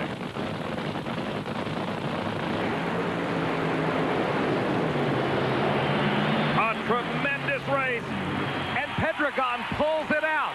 The advantage at the starting line went to Del Worsham, but at the finish, a 5:29 by Pedregon gave him a 4/1000th of a second margin of victory. Let's watch this one in replay. In the far lane, Del Worsham responded to the green light quicker, 25 thousandths. Keep that figure in mind as he pulled ahead of Cruz Pedregon. Then as the clutch in the McDonald's Oldsmobile began to come in, the power was applied, and it was almost too much. He actually was hazing the tires, flipping the tires at the far end of the racetrack. His performance advantage, 29 thousandths of a second. There's the margin of victory. That was one close automobile race. Well, that was unbelievable. Del, what can I say? He's done a good job. He's it's been a while since I've been in these late rounds. I need to... You saw him? I saw his fender all the way, black fender. Scared the heck out of me, but McDonald's, Coca-Cola will be on the final. Back in the final of Funny Car Eliminator, Tom Anderson, the crew chief for Al Hoffman, giving his drivers some fresh air, fanning the emergency escape hatch now, making a minor adjustment to the fuel injection system. Meantime, the preparations going on in the McDonald's Oldsmobile driven by Cruz Pedregon. While Pedregon's got quick elapsed time of the meet at a 5:17, he does not hold lane choice. The blower drive service Dodge of Al Hoffman, by just 5/1000ths of a second, ran that much quicker in the previous round. That gave him the pick of lanes in the final. Bear in mind, though, the 5:17 and the 5:21 by Pedregon were both turned in the lane nearest the camera. Starter Buster Couch making a final check of both drivers. Hoffman rolling forward for the final stage beat. Pedregon doing the same. And a red light start for Cruz Pedregon. Al Hoffman is the winner for the second race in a row. Here's the elapsed time, 5:31 at 263 miles an hour. And Cruz Pedregon did what no one expected. Red light at the start. The quick car of eliminations falling to a red light, a disqualification. You see the top bulb out on Hoffman's lane, indicated a deep stage. That may have broken the concentration of Pedregon just enough to get him to leave a little bit early. Hoffman, one of the cagiest drivers in the business. Standings as John Force, who went out in round number 2, still leads, but Cruz Pedregon getting even closer. Al Hoffman solid in third, Del Worsham fourth, Jim Epler now number 5. Well, Steve, that man is John Force, the driver of the Castrol Oldsmobile. John won his first ever national event here in 1987 and did it again in 1990. But last year, things took a decidedly nasty turn, as these vivid pictures attest. His crew, however, earned their attack team nickname as he was able to return and finish runner-up to Jim White and Roland Leon's Hawaiian Punch. John Force has seen both the good and the bad here at San Air. And again this year, as last, John is the man to beat. So it is with John Force. Comes into San Air here as points leader. But I'll tell you what, John, I sort of expected you'd really be reaching out on these guys, that you'd have a bigger lead than you got right now. The competition's tough this year. Well, it is, but you know, after the beatings we took by the Hawaiian Punch car, we saw what the future held, the big numbers, the ETs, the mile an hours, and that's what we went after. It's hurting us in points, but I think we're gaining on the competition in knowledge, technology, and that's what we're really after. So what you're saying is that oftentimes the low ETs and the big speeds don't win your races. You got to win races, and they forget the big speeds real fast. Well, it does, but you have to look at 2 years of winning world championships. We did it with consistency. But when the Hawaiian Punch came along, that's when I saw it was going away. And the fact that they're not here doesn't really change our game plan. Our game plan is to learn how to run fast. And I know the McDonald's team is going to come along. We know what they can do. They're already showing their stuff. And we got Federley over here now, Bernie and Austin Coyle, and it's just going to take them a little time to work their marriage out. And I fight it every day. Every time I look at an ET slip, every time that I lose a race, I'm very upset about it. But Coyle keeps telling me we have to stay consistent with our game plan or we'll get lost. So I have to give them time. Well, I know they'll give you the good cars, and we know you can drive it. San Air can be a little bit of a tricky racetrack, though. Well, it can, and maybe I can add some help to it this week. Being a driver, I do a lot of match racing, so I can get down just about anything. But this car is a very high-powered machine, and it reacts a lot different. You try to backpedal her like my old cars, it'll try to get you in trouble. So too early to tell yet. Okay, well, go get him, John. Okay. We know he can do the job. For now, let's go to Big Daddy Don Garlitz and more on the Pro Stock. Others nitro category. The tire-smoking, ground-pounding AA fuel funny cars. And in the near lane, the quickest car in history. Cruz Pedregon, the Larry Minor Racing McDonald's Oldsmobile, holds the national record at 5:10. Won the Houston race, but they've been having some of those blower explosions like we saw on their team car, Ed McCullough, Don Garlitz. They certainly have, and they never know from run to run if they're actually going to get off the starting line. Until they figure that out, it's a really tricky situation. And he's up against Tom Hoover, the Hooves, who won a national event this year to the delight of everyone that knows. He and his family, the Arizona Nationals, the second race of the year, out in obviously the state of Arizona. Tom Hoover, Maple Grove, Minnesota. His father, now in his mid-80s, George Hoover, still doing the engine work on this car. What a story he is. Cruz Pedregon, well, he's got Larry Meyer as a crew chief. There's none better. Cruz out of Moore Park, California, the car based in San Jacinto, California. So Pedregon, who has won in alcohol dragsters, now has won in nitro funny cars, a bright young talent.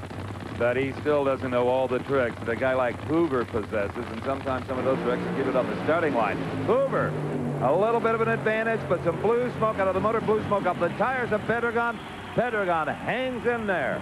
5.39 second elapsed time, 274 miles an hour. He moves to the final four. Let's go to Don Garlitz with that crew chief we talked about, Mr. Larry Meyer. Don? I'll bet that's a sensitive feeling out there. That track is really tricky. Well, that track's way tougher than people think it is, too. We can't hardly put any power in it at all. Thank you. Well, the funny cars, Brucky, don't have that giant wing like the dragsters. They really can't get quite as aggressive. That's right. They got to really, really pedal it on this tricky racetrack. As you see, Pedregon just a little bit late on the lights as Tom Hoover got him on the starting line, but from there on in, it was Pedregon. As we see everybody on the ragged edge are just lighting their tires up, and smoke out of both automobiles on the edge of traction. Cruz Pedregon wins it. Well, here, Jerry Caminito. And not many parts. No, he does not. And quite the opposite, though, in the near lane. As we look at John Force's car, the Castrol GTX machine. Force, heck, he'll put a motor on the moon, and has, just to win a round. Yeah, he does. And he says, we talked to him earlier, and he said, you know, the big difference with me and a whole lot of other guys in this circuit is money. He said, we can use the parts, and it makes a big difference. But let's not forget either that Force is not one of those silver spoon guys. John earned what he's got in the sport of drag racing through hard work and total dedication to the racing and to his sponsors. No one loves the sport more than Jerry Caminito. That's the only reason I can think of a guy would just pour literally everything he has into what he's doing. John Force, he is still the man to beat. The two-time and current Winston champion. He may hear the thunder of the Al Hoffmans and the Cruz Pedregon as they come up through the point standings, but nobody's going to count that man out, not with his driving skill on slick racetracks and guys like Austin Coyle and Bernie Federle on his payroll. Little clutch dust coming into the compartment. That's good. That means the clutch is doing its job. It's slipping just enough to where John Force gets down the racetrack. Austin Coyle, he never shows any emotion if he ran 5 flat. He does run 5.41 seconds at 274 miles an hour. A very calculated performance, I'd say, Don. That's why you pay the big bucks to get that performance. Unbelievable. The spark plug rocketed right through the hood. Just an example of the enormous power and turbulence generated under the hood of one of these funny cars. Well, they're a wild ride to be sure as we see the body come up on John Force's car. Still weighing heavily on John and that entire Force attack team crew is this moment a month ago, the Mid-South Nationals, Memphis, Tennessee. Alongside of Al Hoffman. Force in the far lane, explodes the motor, the car lights up, the parachutes come off, the tires blow into the fence, and his troubles weren't over yet. As he slides down into the dirt, the car will flop over onto its side, and miraculously, John Force got out of it with nothing more than a blister on his right hand. But since that time, they have made a lot of changes to this car. Experimental. NHRA said it was okay, John, due to things like this.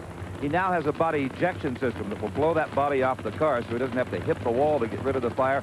He's got all, he calls it the Safety Safari's firefighting funny car. He's going to help him out by fighting some of his own fires. They hope they don't have to test it, but if they do, well, we may know before the season is out. Cruz Pedregon on the left side of your screen. John Force over in the far lane. The funny cars have had no trouble with that lane. Pro stocks have. All right, this is Force's view. So far, so good. It's a beautiful run. Where is the Pedregon car? About 2 car lengths back. It is John Force at a 5:38, 278 miles an hour to Pedregon's losing 5:48. Let's go to the starting line. Don Garlett's with Austin Coyle. Big? I guess I have to say, when the chips are down, Austin, you know how to make it happen.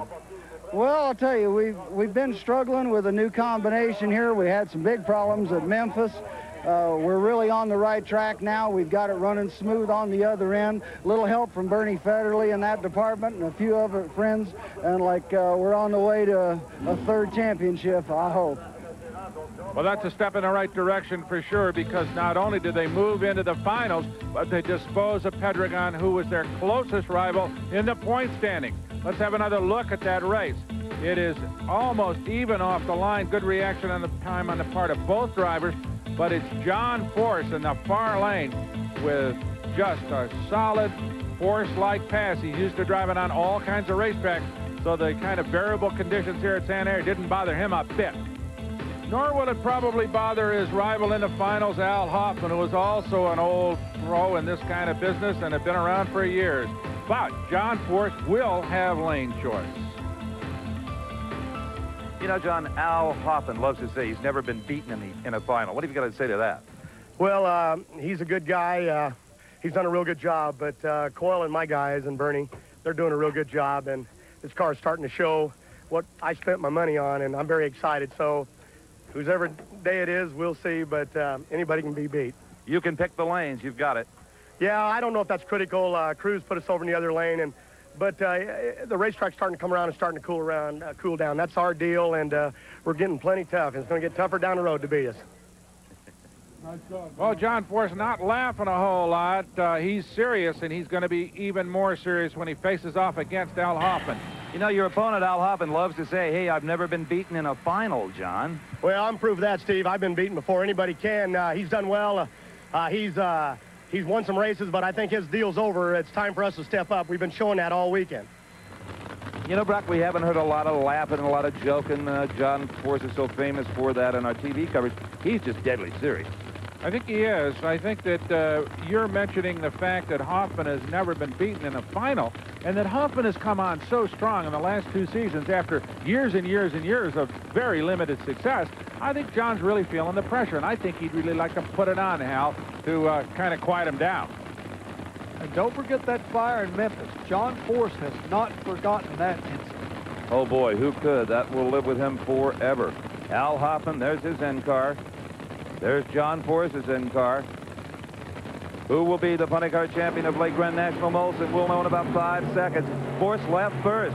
Force had the advantage, maybe practicing on that little tree work. Then John Force has won here in Canada. The scene of his first ever victory some years ago. A 5:34 defeats a 5:42. Hoffman slowed to only 264 miles an hour. Maybe something wrong there. Don?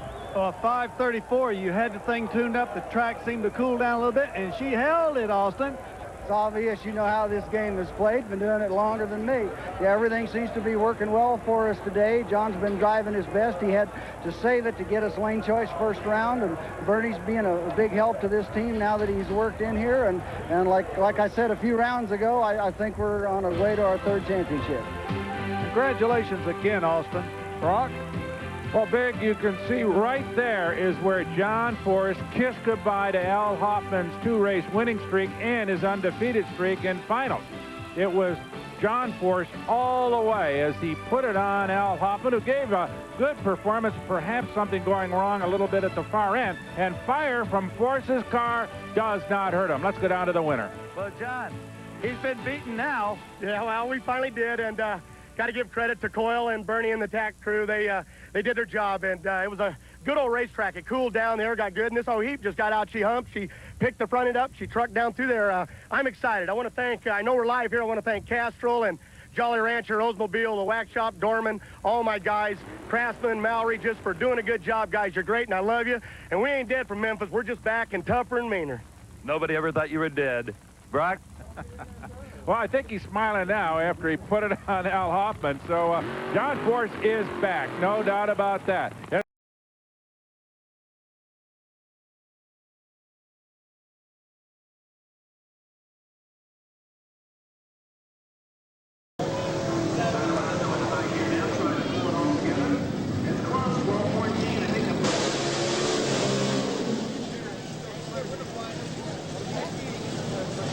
Yeah, you think about it.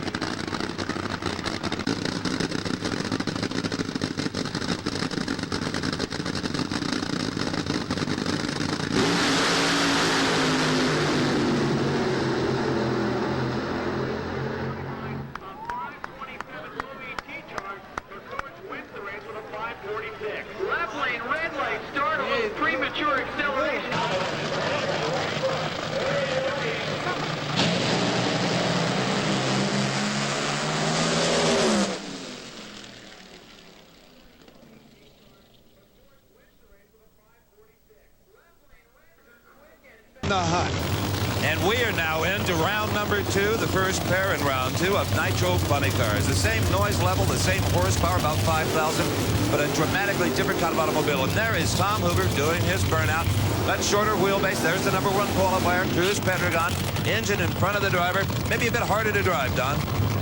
I don't know. They scare me. Never wanted to drive one. Here's how the Winston points stack up at mid-season. John Force, 7,300. Cruz Pedregon, 65. A fair lead there. Al Hoffman right in the hunt. Del Worsham and Tom Hoover, who's got big problems right now. Boy, this could hurt him in the points. That machine is silent. It has been shut off.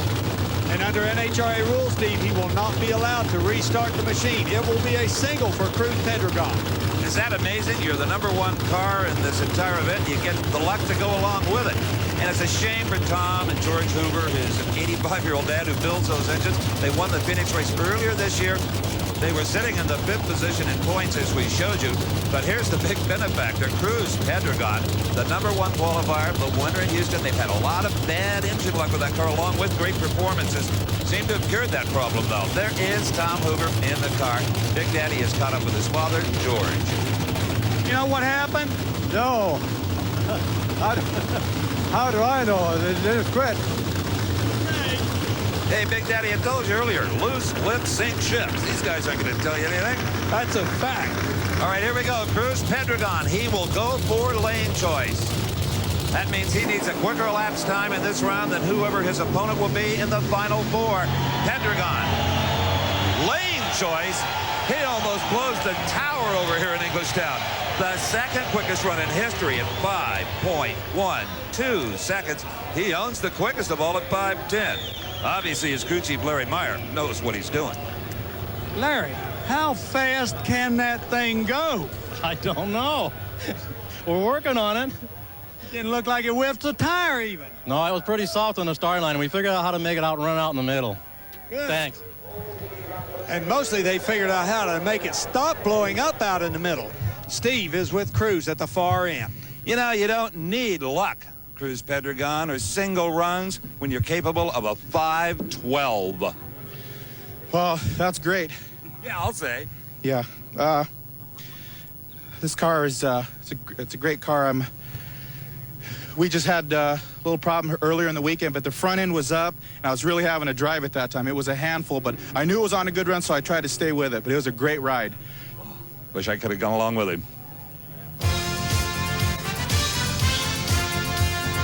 Summer Nationals features Mark Oswald in that Dodge Daytona up against the fans who like this, John Force, the points leader, and I think there's no argument he is a fan favorite wherever he goes. He's got to undoubtedly be the most favorite driver on the grounds. He will bring the crowd to his feet every time he comes to the starting line. Mark Oswald, the 1984 Winston champ, he has won here at the Summer Nationals in a funny car and in top fuel. In fact, back-to-back years, 83 and 1982. Now, both these teams have been struggling just a little bit here. Oswald has not been able to get a hold of the racetrack like he should. John Force has not produced the numbers his crew chief Austin Coyle is capable of. Brilliant start by Force. There you see Oswald up in smoke. John Force wins it, and he now becomes the second quickest car here at Englishtown this weekend with a 5.21. Don Garlitz is with his crew chief down on the starting line, Austin Coyle. Big Daddy? Looked like it might have nibbled one, Austin. We've been having that problem a lot here lately, and we think we're going to need to make a cylinder head change in order to solve it, but we got to get through this race. We can keep doing this. We can go a little faster, too. Right. Well, they're going to have to go a little faster because Pedregon's got almost a 10th on him. Steve is with John Force. Well, John, this car hasn't run this well without burning itself up in a long time. A 20 the round before, at 21 now.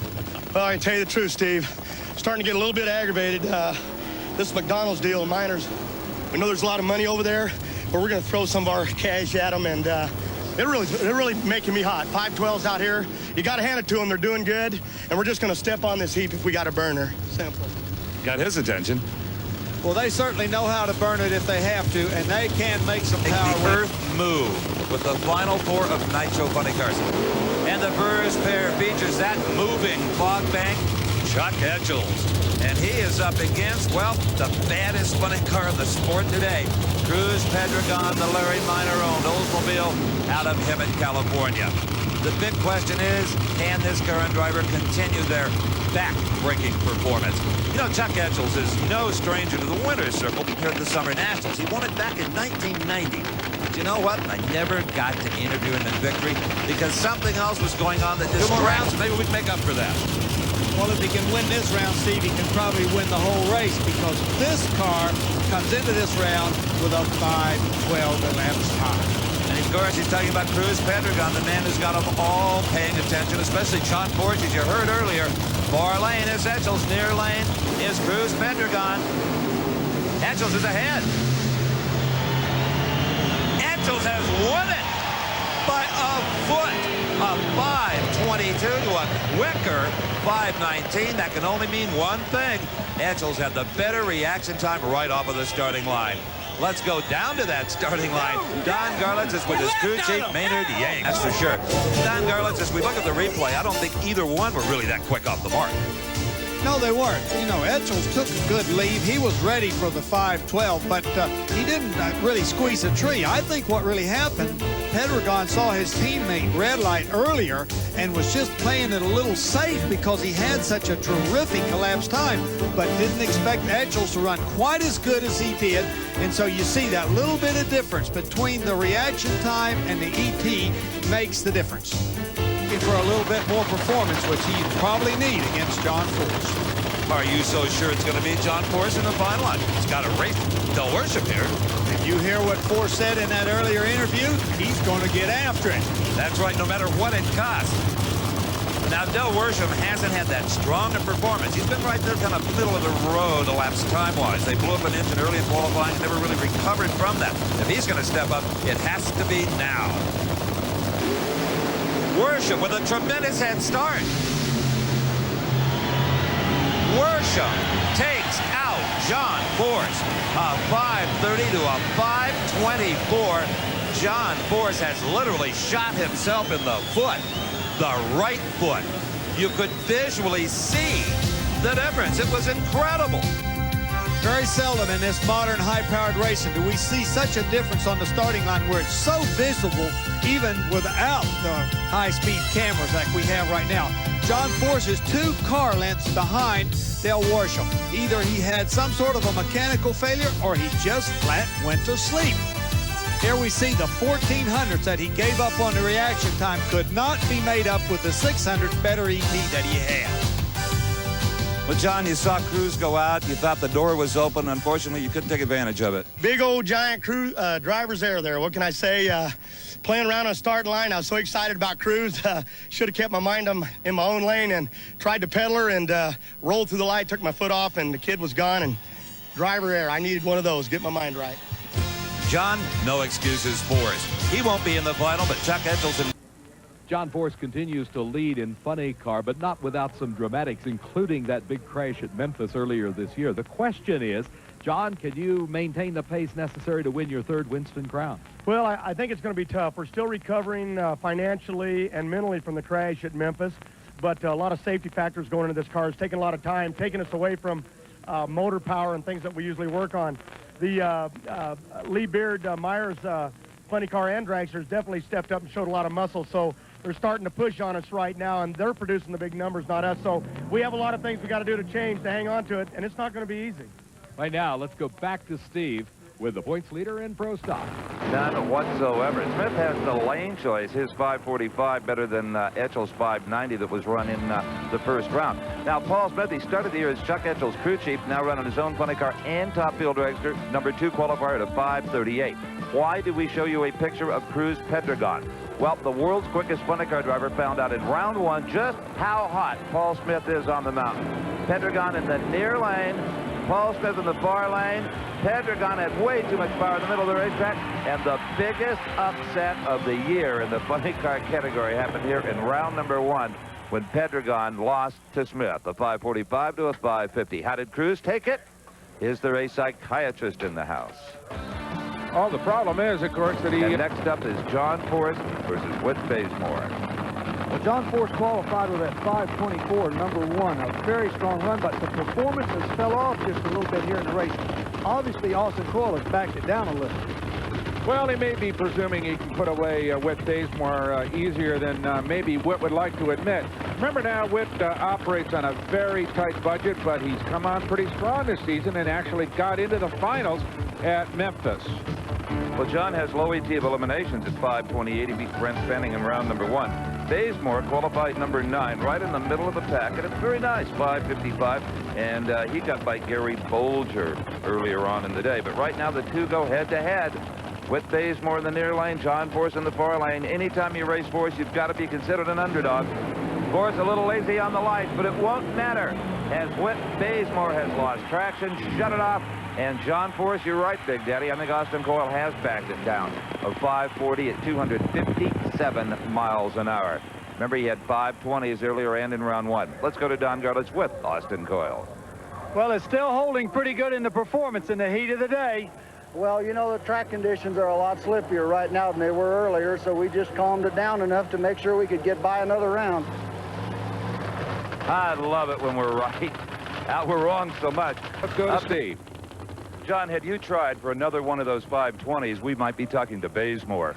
Well, I don't even know where to run, but I told Coyle backing up on the burnout, I said, this thing's just got totally too much muscle here. And he said, well, do the old tricks, drive at half throttle. And I put her at half throttle all the way to half track. She still drove around, got loose, and tried to whip the tires, but she hung on. What she ran?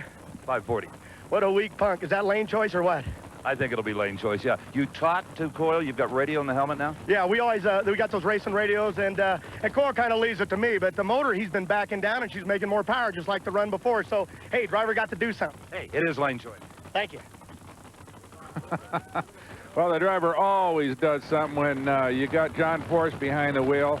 He's driven all kinds of racetracks, and he can handle all kinds of conditions. That's a big advantage, Steve. Let's see who you're going to race in the finals. Will it be this car and this man, John Force, and Austin Coyle, as they get ready to go against young Del Worsham? Now, Force has lane choice by a mile, Big Daddy.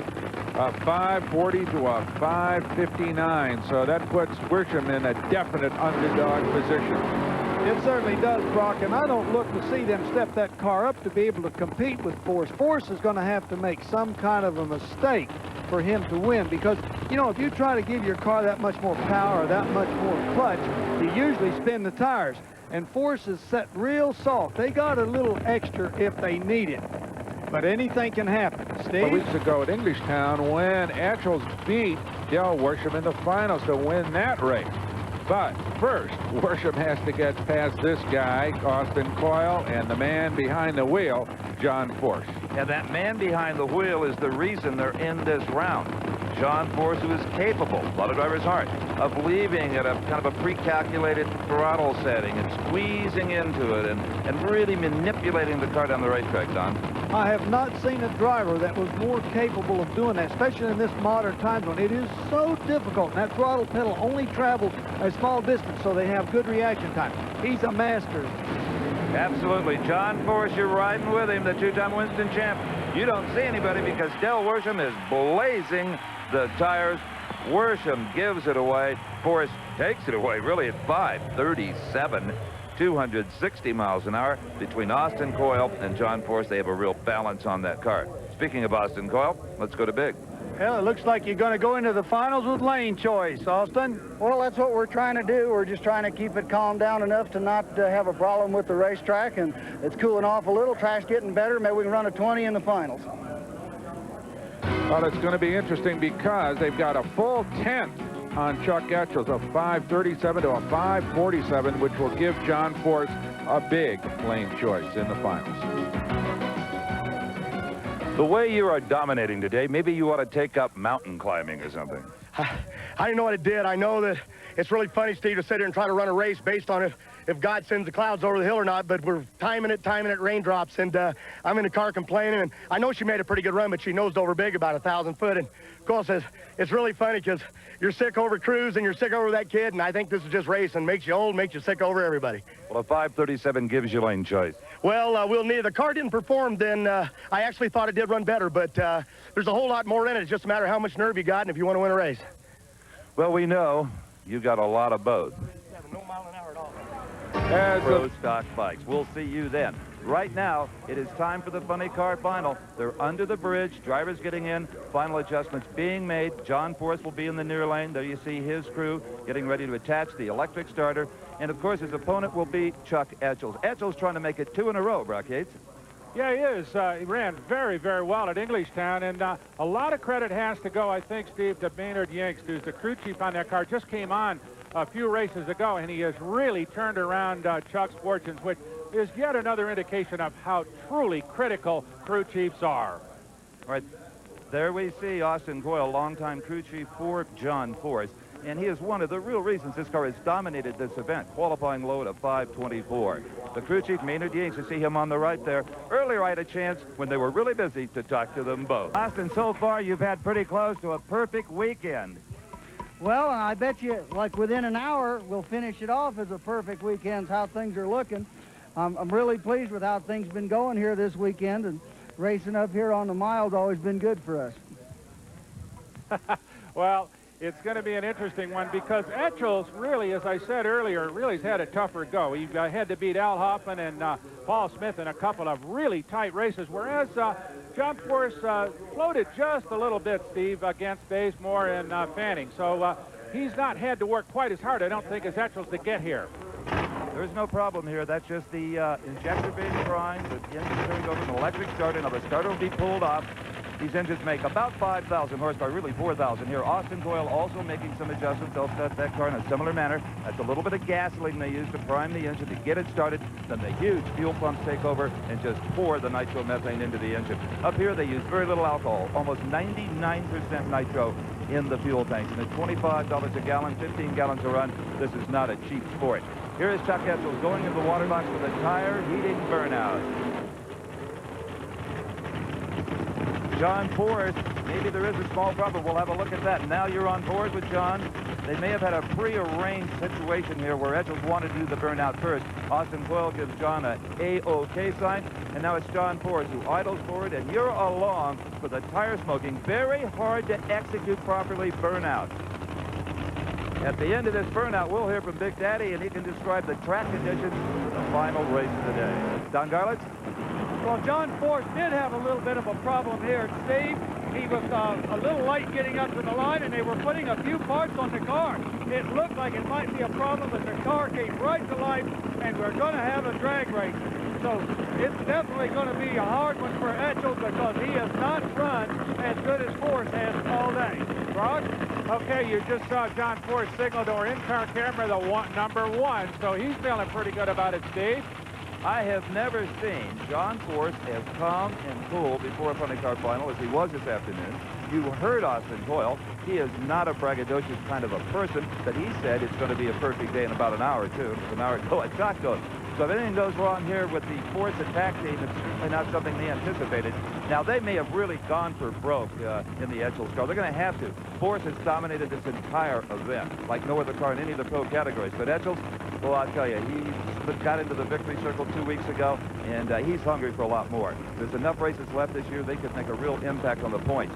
For John Force, oh boy, he has gained probably 600 to 700 points over his nearest rival here already. We're off and running the final round of the Mopar. Mile high now. Look at Etchells. Look at Etchells. Force loses traction. Maynard Yanks and the crew celebrate a 5:51 victory. So for all the confidence of the Force team, it's for naught. Maynard Yanks and Chuck Etchells have won it. Brock? Okay, a great show. A 5:51 for a bit of a surprise here for Chuck Etchells.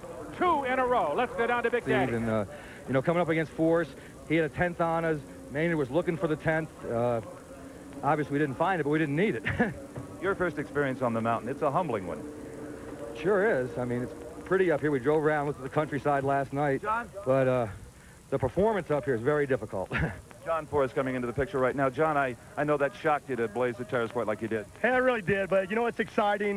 We had everybody covered all weekend. The more we backed her down, the more awesome she got. But these guys are great racers. They're helping me keep Cruz out of the show right now, and that's what we're excited about. Money's nice, winning's nice, but it's third day, and I love them for it. To my sponsors, I love you, and tell my kids, I had enough of this. I'm coming home. Okay, Chuck, again, congratulations. I've got to say hi to my mom. Applied it. It's working good. This car will win this race. Like Gordon Mineo, there was another driver this weekend who races on a limited budget, but he was not so enthused with the outcome of his weekend. It was Gary Clapshaw in the far lane against John Force in round number 1 here at Sears Point. About a third of the way down the racetrack, Clapshaw's engine exploded, turning the Ford Probe into a ball of fire. He was able to bring the car safely to a stop. He opened the emergency hatch on the roof of the car and climbed out amongst the billowing clouds of smoke. The NHRA Safety Safari was quickly on the scene, hosing down the car and the driver. From another angle, the explosion and fire as the oil continued to pour out of the engine as the car ran down the racetrack. That just fed the flames. From yet another angle, you see exactly the problem that Clapshaw had. The car not only got hot, but full of smoke. Steve was there.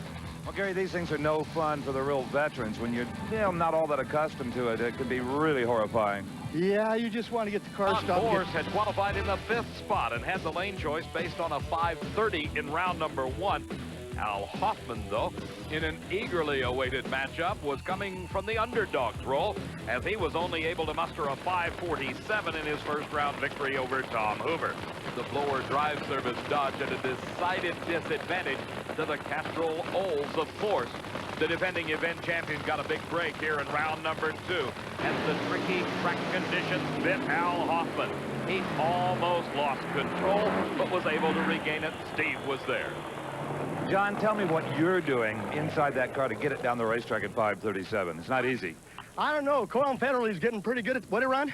37. 37. Just driving it off. Coyle said give a little bit of help and get it through the middle. I saw a whole lot of Hoffman for a long ways, and I don't know. He must have gotten in trouble, but you know, what can I say? It's just working, and Sears Point's kind of our place, and we love it here.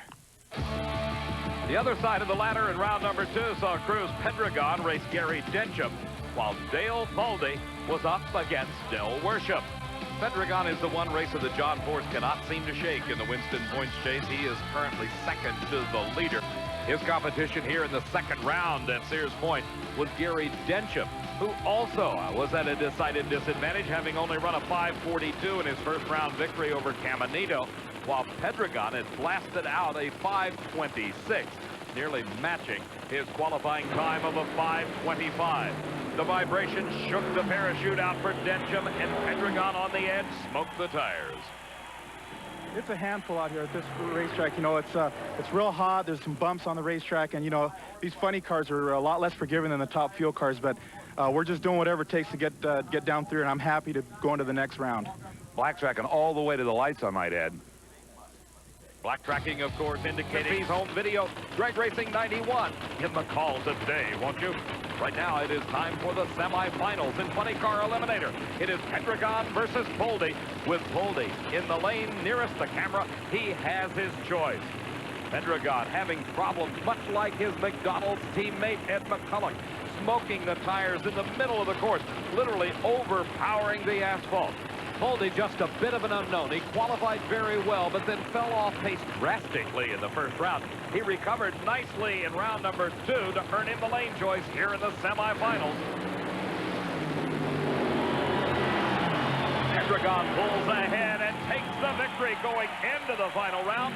Pedregon's time of 5:43 at 2:68. For Poldy, 5:45 at 2:66. Very consistent performance out of the Oldsmobile of Pedregon. But as we watch in replay, it was a battle all the way down the quarter mile for Pedregon. His crew chief, Larry Meyer, had obviously taken some power out of it, trying to keep from smoking the tires in what was thought to be the bad lane of the racetrack. They both seemed to do their jobs very well. By a car length, Pedregon the victor. Steve?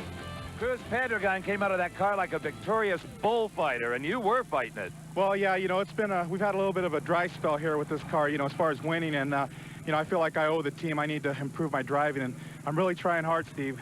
Would you like some fries with that 5:43? Oh, yeah, you know, whatever it takes. We're in the final round. We're happy. Let's get off the racetrack.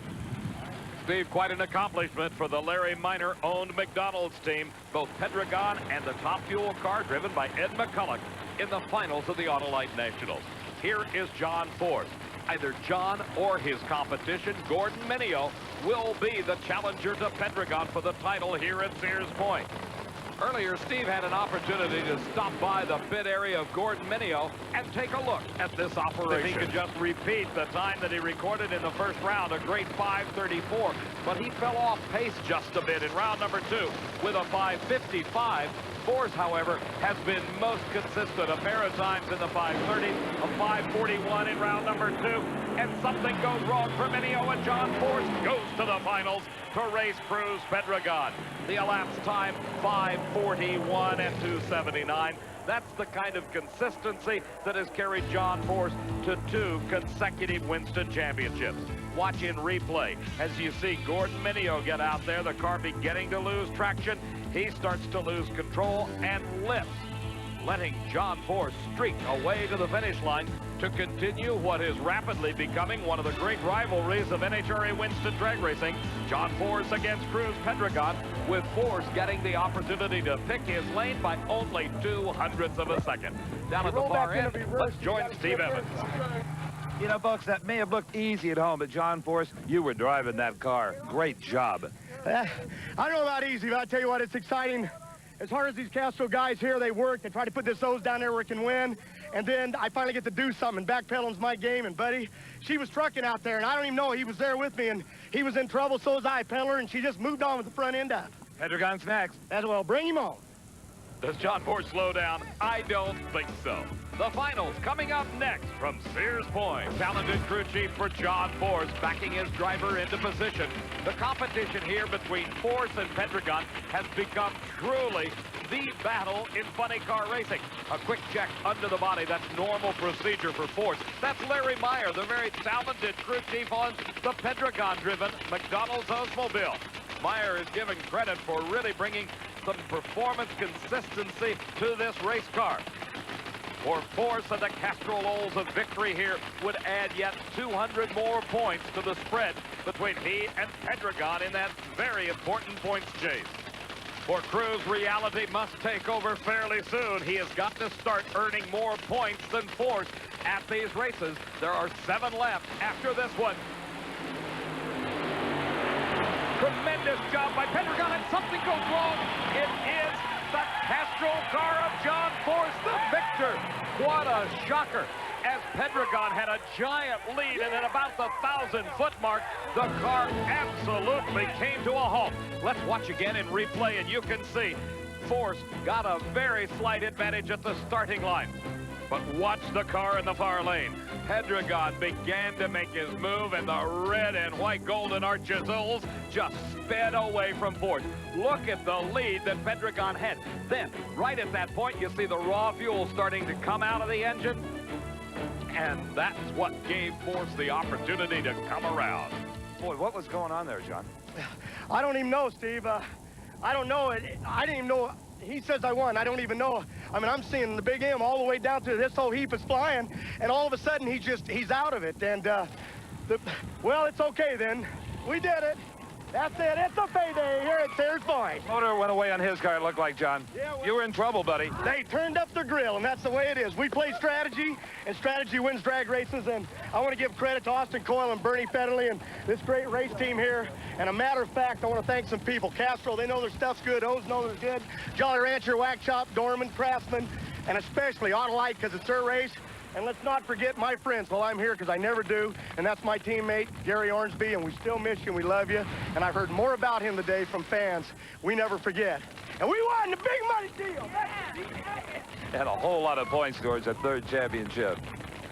It was just about a year ago that Gary Ormsby, who was the Castrol teammate in Top Fuel of John Force, passed away of cancer. John Force now with an extended lead over Pedregon in the Winston chase.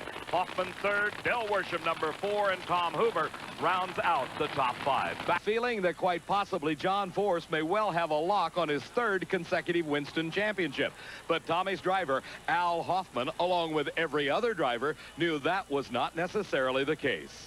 Having won just a week ago at Sears Point, Force held nearly a 1,300-point lead over Cruz Pedregon at the start of this event. Hoffman was 3rd, Del Worsham in 4th, and Tom Hoover rounded out the top 5. Force in qualifying had run a 5:25, good only for the number 5 spot. and in the first round raced against Gary Clapshaw, who also was his competition down at Sears Point. But the difference here at Seattle was the fact that Clapshaw held the engine together, and not only did he have a good run, he put away the Winston Points leader. It was one of the great performances by Clapshaw, as Force had difficulties falling off to a 575. Clapshaw streaked across the finish line with a 539 to take the win. That hissing you hear in the background are the fire bottles. And John, obviously, you thought you had big trouble. Well, you did. Well, I did. I had a fire there. It exploded. Actually, it was a blower, but wasn't about to shoot that body off out there. This is going to toughen up the points deal with Cruz going around. But I do one thing, the push button fire bottles and all that made it real easy for me. So to the guys that did it, we thank you. It worked. John Force talking about some of the safety improvements. Victory over Whit Basemore, running a 533. That gave him the lane choice over Pedregon, who had a difficult time in the first round, smoking the tires in the middle of the course. Too much horsepower in that victory over Ron Sutherland.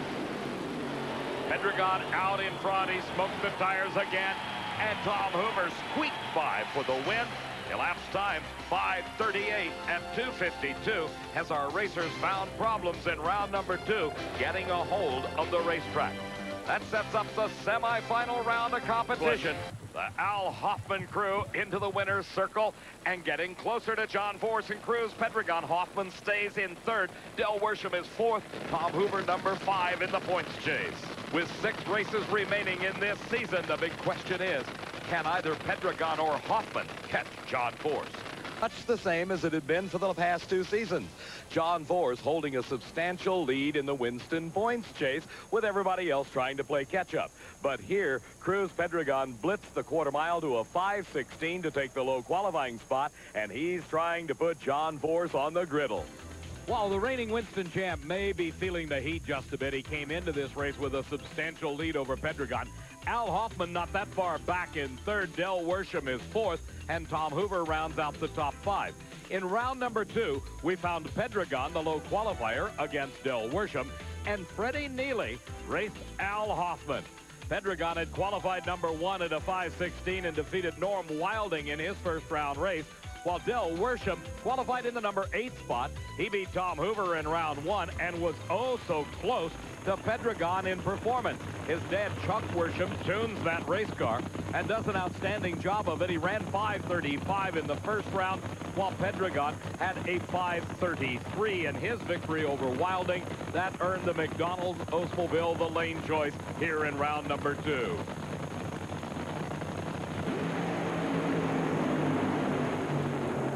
It was an extremely close race, with Pedregon pulling it out by just about half a car length.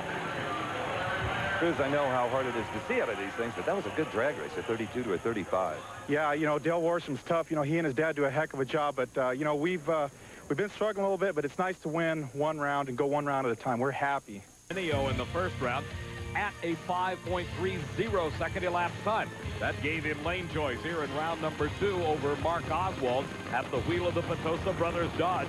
He defeated Gary Bolger in the first round. He had qualified at a 5:45, improved to a 5:38. Austin Coyle giving the driving instructions to his driver, John Force, in this second round match. The lane choice here went to Force. He selected the lane nearest the camera, and it may have been a tactical error. It was almost a repeat of the Chuck Etchell's run. Up in smoke was Force. Oswald the winner. John, you usually try to pedal it right at that point, but did the car maybe get a little bit ahead of you? No, throttle stuck. Ugh. Strange deal. I mean, she got crossed up quite a bit when she got loose, and it's a possibility that the body got over a little bit against it. I thought, no problem. I come out of the throttle, and the throttle hung, and that drove me right across the center line. So Mark Oswald, with his 5:33 elapsed time, defeats John Force and earns himself lane choice in the semifinals against Chuck Etchels. The other side of the ladder, Cruz Pedregon continuing to apply the pressure to Force. He picks his lane over Al Hoffman. I hope that'll be in the final here. You might see something exciting. All right. Mark Oswald headed to his first Winston Championship National Event Final this season. Back at the starting line, our other 2 semifinalists backing up after their burnout. This is Al Hoffman, the blower drive service Dodge Daytona, and that is his crew chief, Tommy Anderson. This is Cruz Pedregon, the driver of the McDonald's Oldsmobile, and that is Larry Miner, the car owner, on the far side of the car walking away. Fielding 2 cars, one in top fuel and funny car. Ed McCulloch, the top fueler, already out, but Cruz Pedregon looking to earn more points on John Force, the leader of the Winston Chase. So is Al Hoffman. He is currently 3rd, right behind Pedregon. So whoever wins this race is going to have a definite effect on Force's lead. The lane choice going to Pedregon. He ran a 5:32 compared to Hoffman's 5:35 in round number 2. But here in the semifinals, it's all Pedregon. Elapsed time, 5:33, speed 274 miles an hour. That sets the pairings for the finals of Funny Car here at Brainerd. Pedregon against Mark Oswald, and Cruz is cruising with the lane choice. His elapsed time of 5:33, Oswald a 5:39. That race will happen after our Funny Car final, which finds Mark Oswald against this car. This is the McDonald's Oldsmobile, driven by Cruz Pedregon. He has got the lane choice, has moved right back into the lane where he ran a 5:33 in the semifinal round of competition. But remember, Oswald at the wheel of the Petosa brothers car, that's Eric Petosa watching intently, has run those big speeds.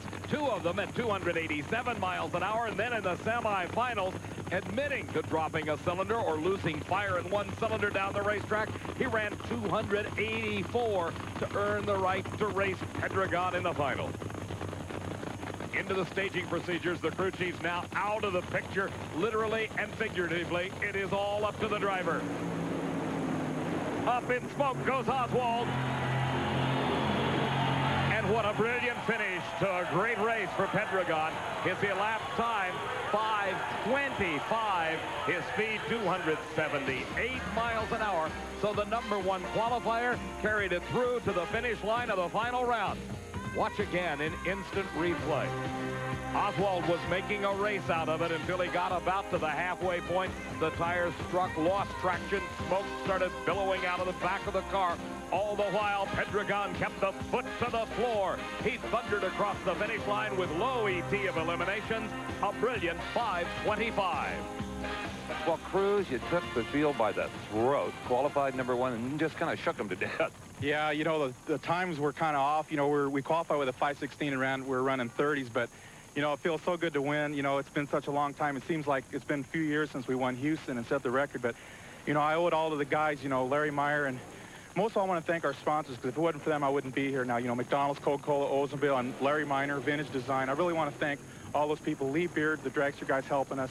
It's a big family, and we're happy. And a nice final round shot of 5:25. Oh, yeah, that's good. You know, we've been finessing the car. A lot of people thought that we can just run on good tracks, but I think we proved this weekend that this McDonald's car can run on bad tracks as well as the good tracks. Indeed, the champion, Cruz Pedregon.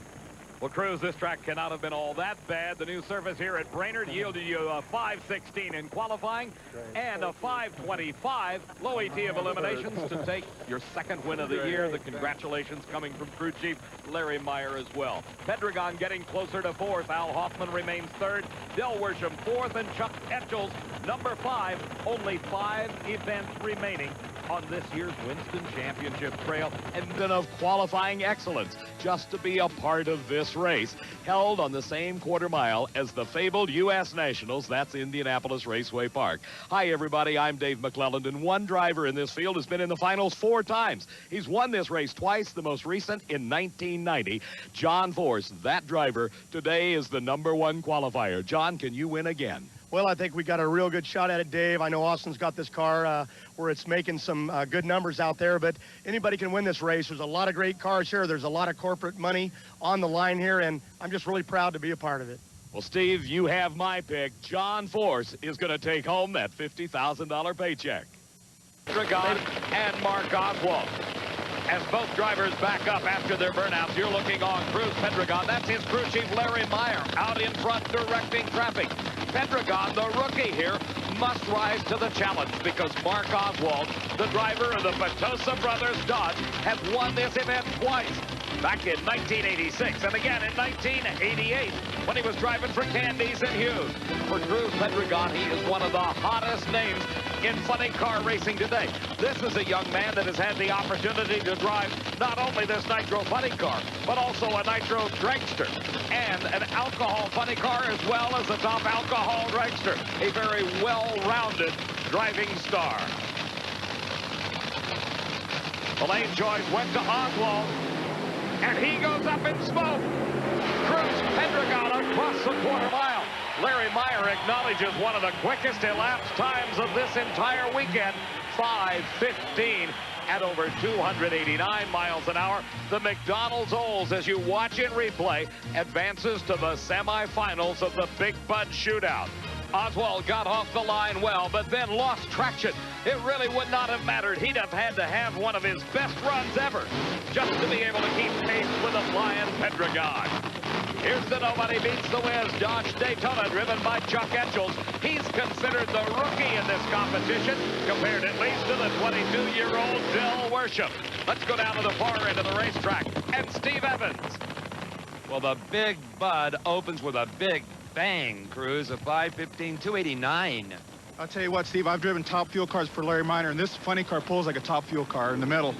Has it got 2 more of them in it? Consistency. Absolutely. You know, we have the best crew, and we're ready. Obviously for the first round, anyway.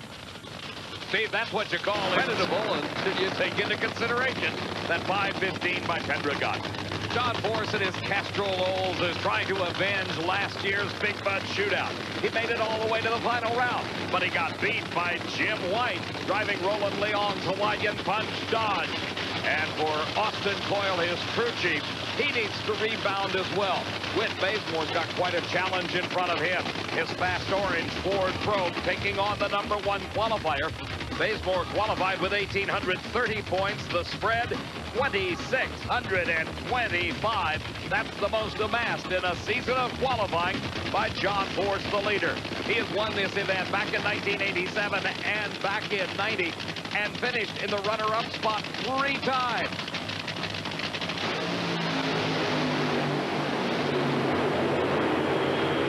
Force with the victory. Bazemore losing a parachute. He hits the second one. It comes out and will slow him to a safe stop as a 5:24 by John Force, keeping pace with Chuck Etchells, but about 1/10 of a second slower than Cruz Pedregon. Here we watch in replay why Whit Bazemore earned his way into this Big Bud Shootout field. He is the only driver thus far to get down the lane nearest the camera, and he gave Force a challenge at least to the 8th mile point. Then we see a little tire smoke starting on Bazemore's car, a flash of flame out of both of them, and Force by several car lengths got to the finish line first. I think John Force got exactly what crew chief Austin Coyle wanted out of this car first round, 5:24. Well, it did. You can't win second round, you don't win first. Conditions were good, obviously. Cruz ran with this Oldsmobile and knows how to do its stuff when it needs it. We're saving the right parts for second round. It's still putting some kind of trash out of the pipes going into the lights. Well, it always does, but we got certain blowers, certain heads that we run, just like the Hawaiian Punch. We're saving them for next round. We're going to give it to the boys. Hawaiian Punch car that won a year ago. And Steve, believe me, John has a long memory. He wants no repeat of that final round. 24 to a 25. Nice runs. Good going. Our next pair finds the race that everybody in this huge facility has been wanting to see. The McDonald's Oldsmobile of Cruz Pedregon up against the Castrol Olds of John Force. Pedregon got the quick elapsed time around 1 at a 5:15, but Larry Meyer and his crew had to change engines. John Force has run in the mid-520s. And another good pass for Force. Smoking the tires in the middle with Pedregon. He slows to a 5:40, while John Force blasts out a 5.20 at over 279 miles an hour to move him into the finals once again. There's just a bit of a header fire on Force's car. Let's see if we can find out what went wrong. Pedregon got a great lead, as did Force. But as they pulled away from the starting line, Force began to extend his lead. In the middle of the racetrack, Pedregon smoked the tires, and at the finish line, John Force popped the supercharger. Watch, right there. A backfire through the supercharger, causing some damage on Force's Oldsmobile. But he will be facing Al Hoffman in the finals, and the winner will take home $50,000, and John Force will get to pick his lane. John, you said earlier, I'll burn it if I have to, and you almost did. We really did, Steve. It's really exciting. We're talking career moves here. Cruz is trying to make one, and I told Coyle, don't care what it takes, what's the price, put her down there. But it shows you this onboard stuff, this fire equipment, this stuff worked. I'm really excited about it. One button, the fire was out, and I'm out of the car, and I just love it this way. Yeah, the motor is terminal. Motor's junk, but life moves on from here. Money's easy. All my people that put in the bucks here, all the major corporates, you know who they are. I want to thank them because it's your bucks I'm spending the days, boys. He spent a few on that one. The engine problems, as Steve described it very accurately, terminal. We'll be back with the finals in just a moment. One race remains in the Big Bud Shootout, and this is the big one. $50,000 going to the winner. The burnout's underway. The repairs completed on the Castrol Oldsmobile of John Force. The picture of consistency all day long has been his competition. The guy that is in this race for only the second year, Al Hoffman at the wheel of the Blower Drive Service Dodge. Earlier, Steve had a chance to take a look at the personal side of our finalists. I'm with the John Force's Woman's Auxiliary. 4 daughters and wife, Lori. Lori, I don't know which is harder, pounding on the car like Helen Hoffman is doing or managing this gang. They're probably both just as difficult. John can get tense in between rounds, so keeping them out of his hair is a job. You get a lot of help from Adria, the oldest daughter, too. Yeah, Adria's a good help. You know a lot about this car, and it's hurt. Yeah, but hopefully we'll win today. That's all that counts.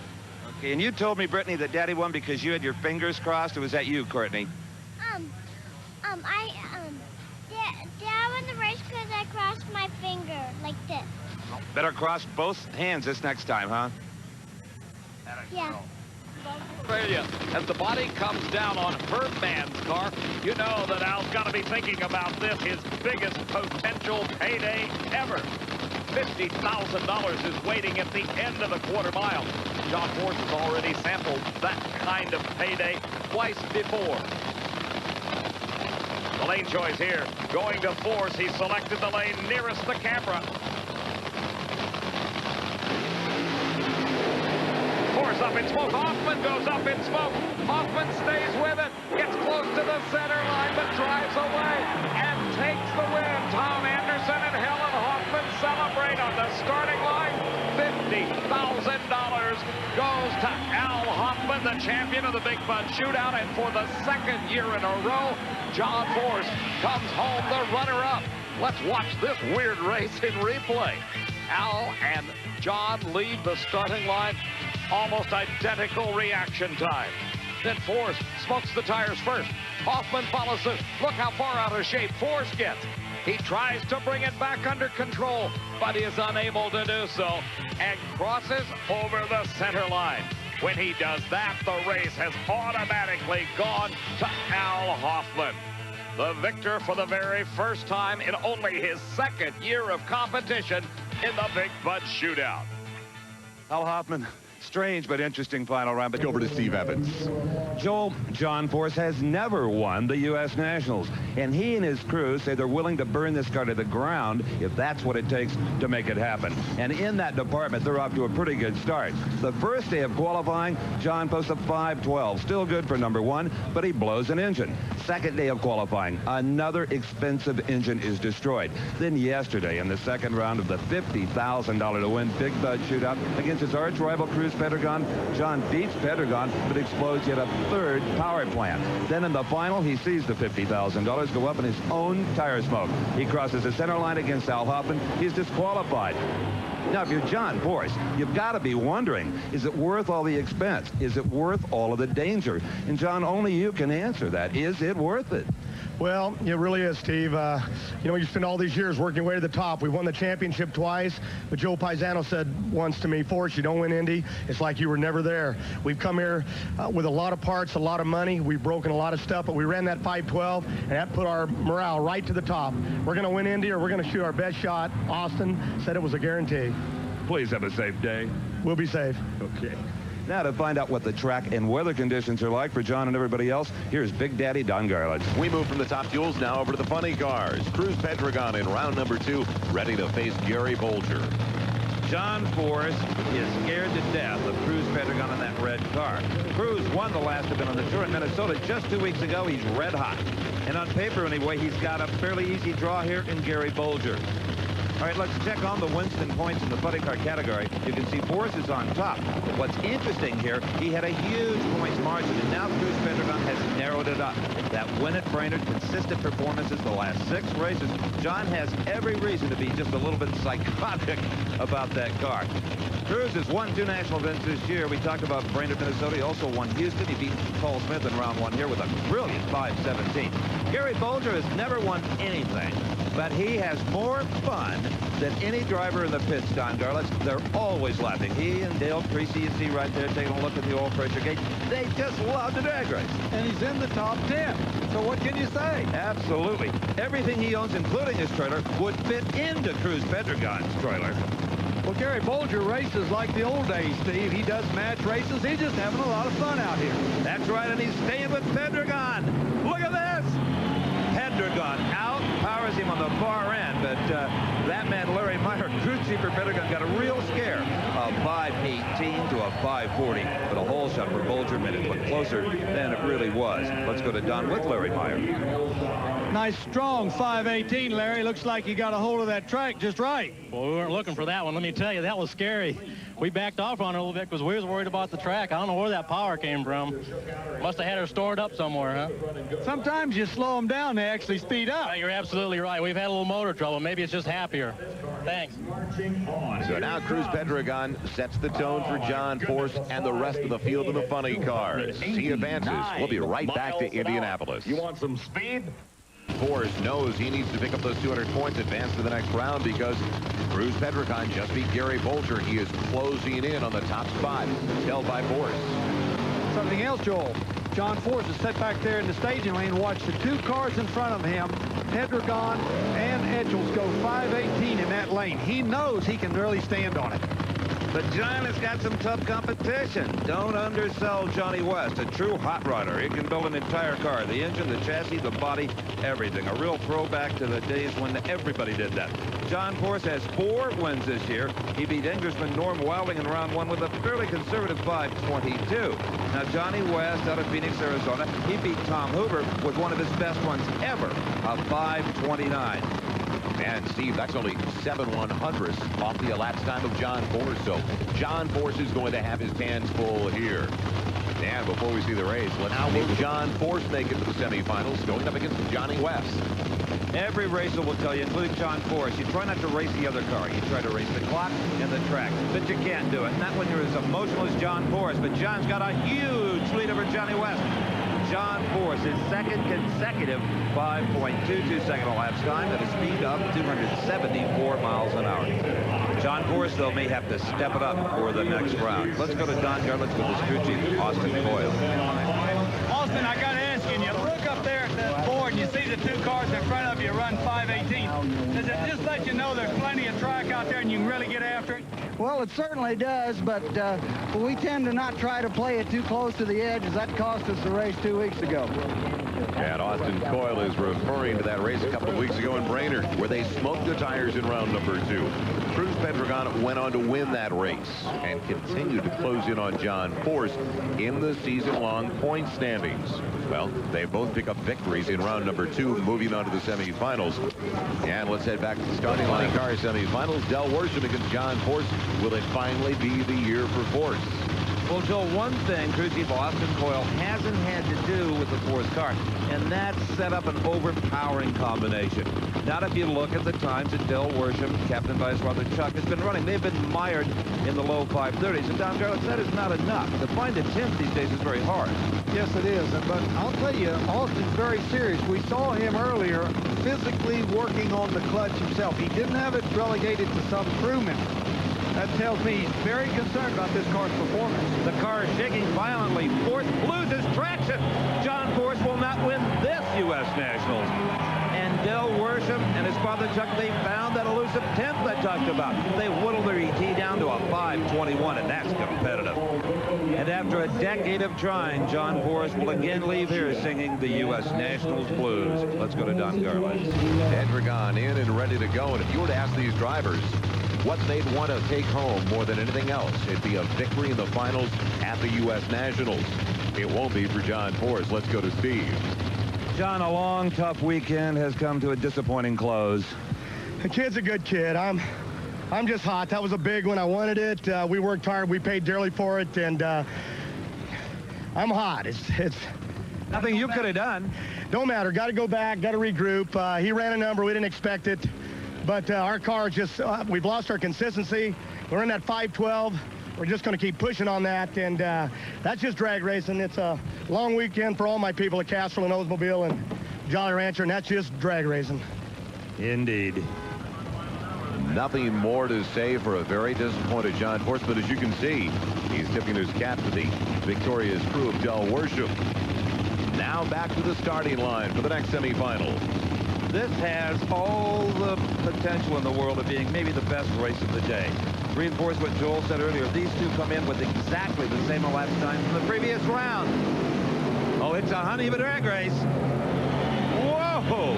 It is Pedregon. Larry Meyer says, yes, that's my boy. A 5.15 second elapsed time. The second best of the entire meeting. Etchel's a very good 5:20. He had a starting line advantage to boot, and he made it close. Well, Chuck Etchell makes a brilliant start. He knew that car of Pedregon was going to be tough, so he wanted to get all he could to start, and tough he was. He was only out in front of him for just a moment, and then Pedregon began to make a move and ran that really trick 5:15, which was the best run he's made today. Cruz, you woke him up with a 5:15, but you had a fuel tank concern. Yeah, we had a fuel leak. We put our other fuel tank in, it leaked also. But, Steve, I'll tell you, this is the biggest win of my career.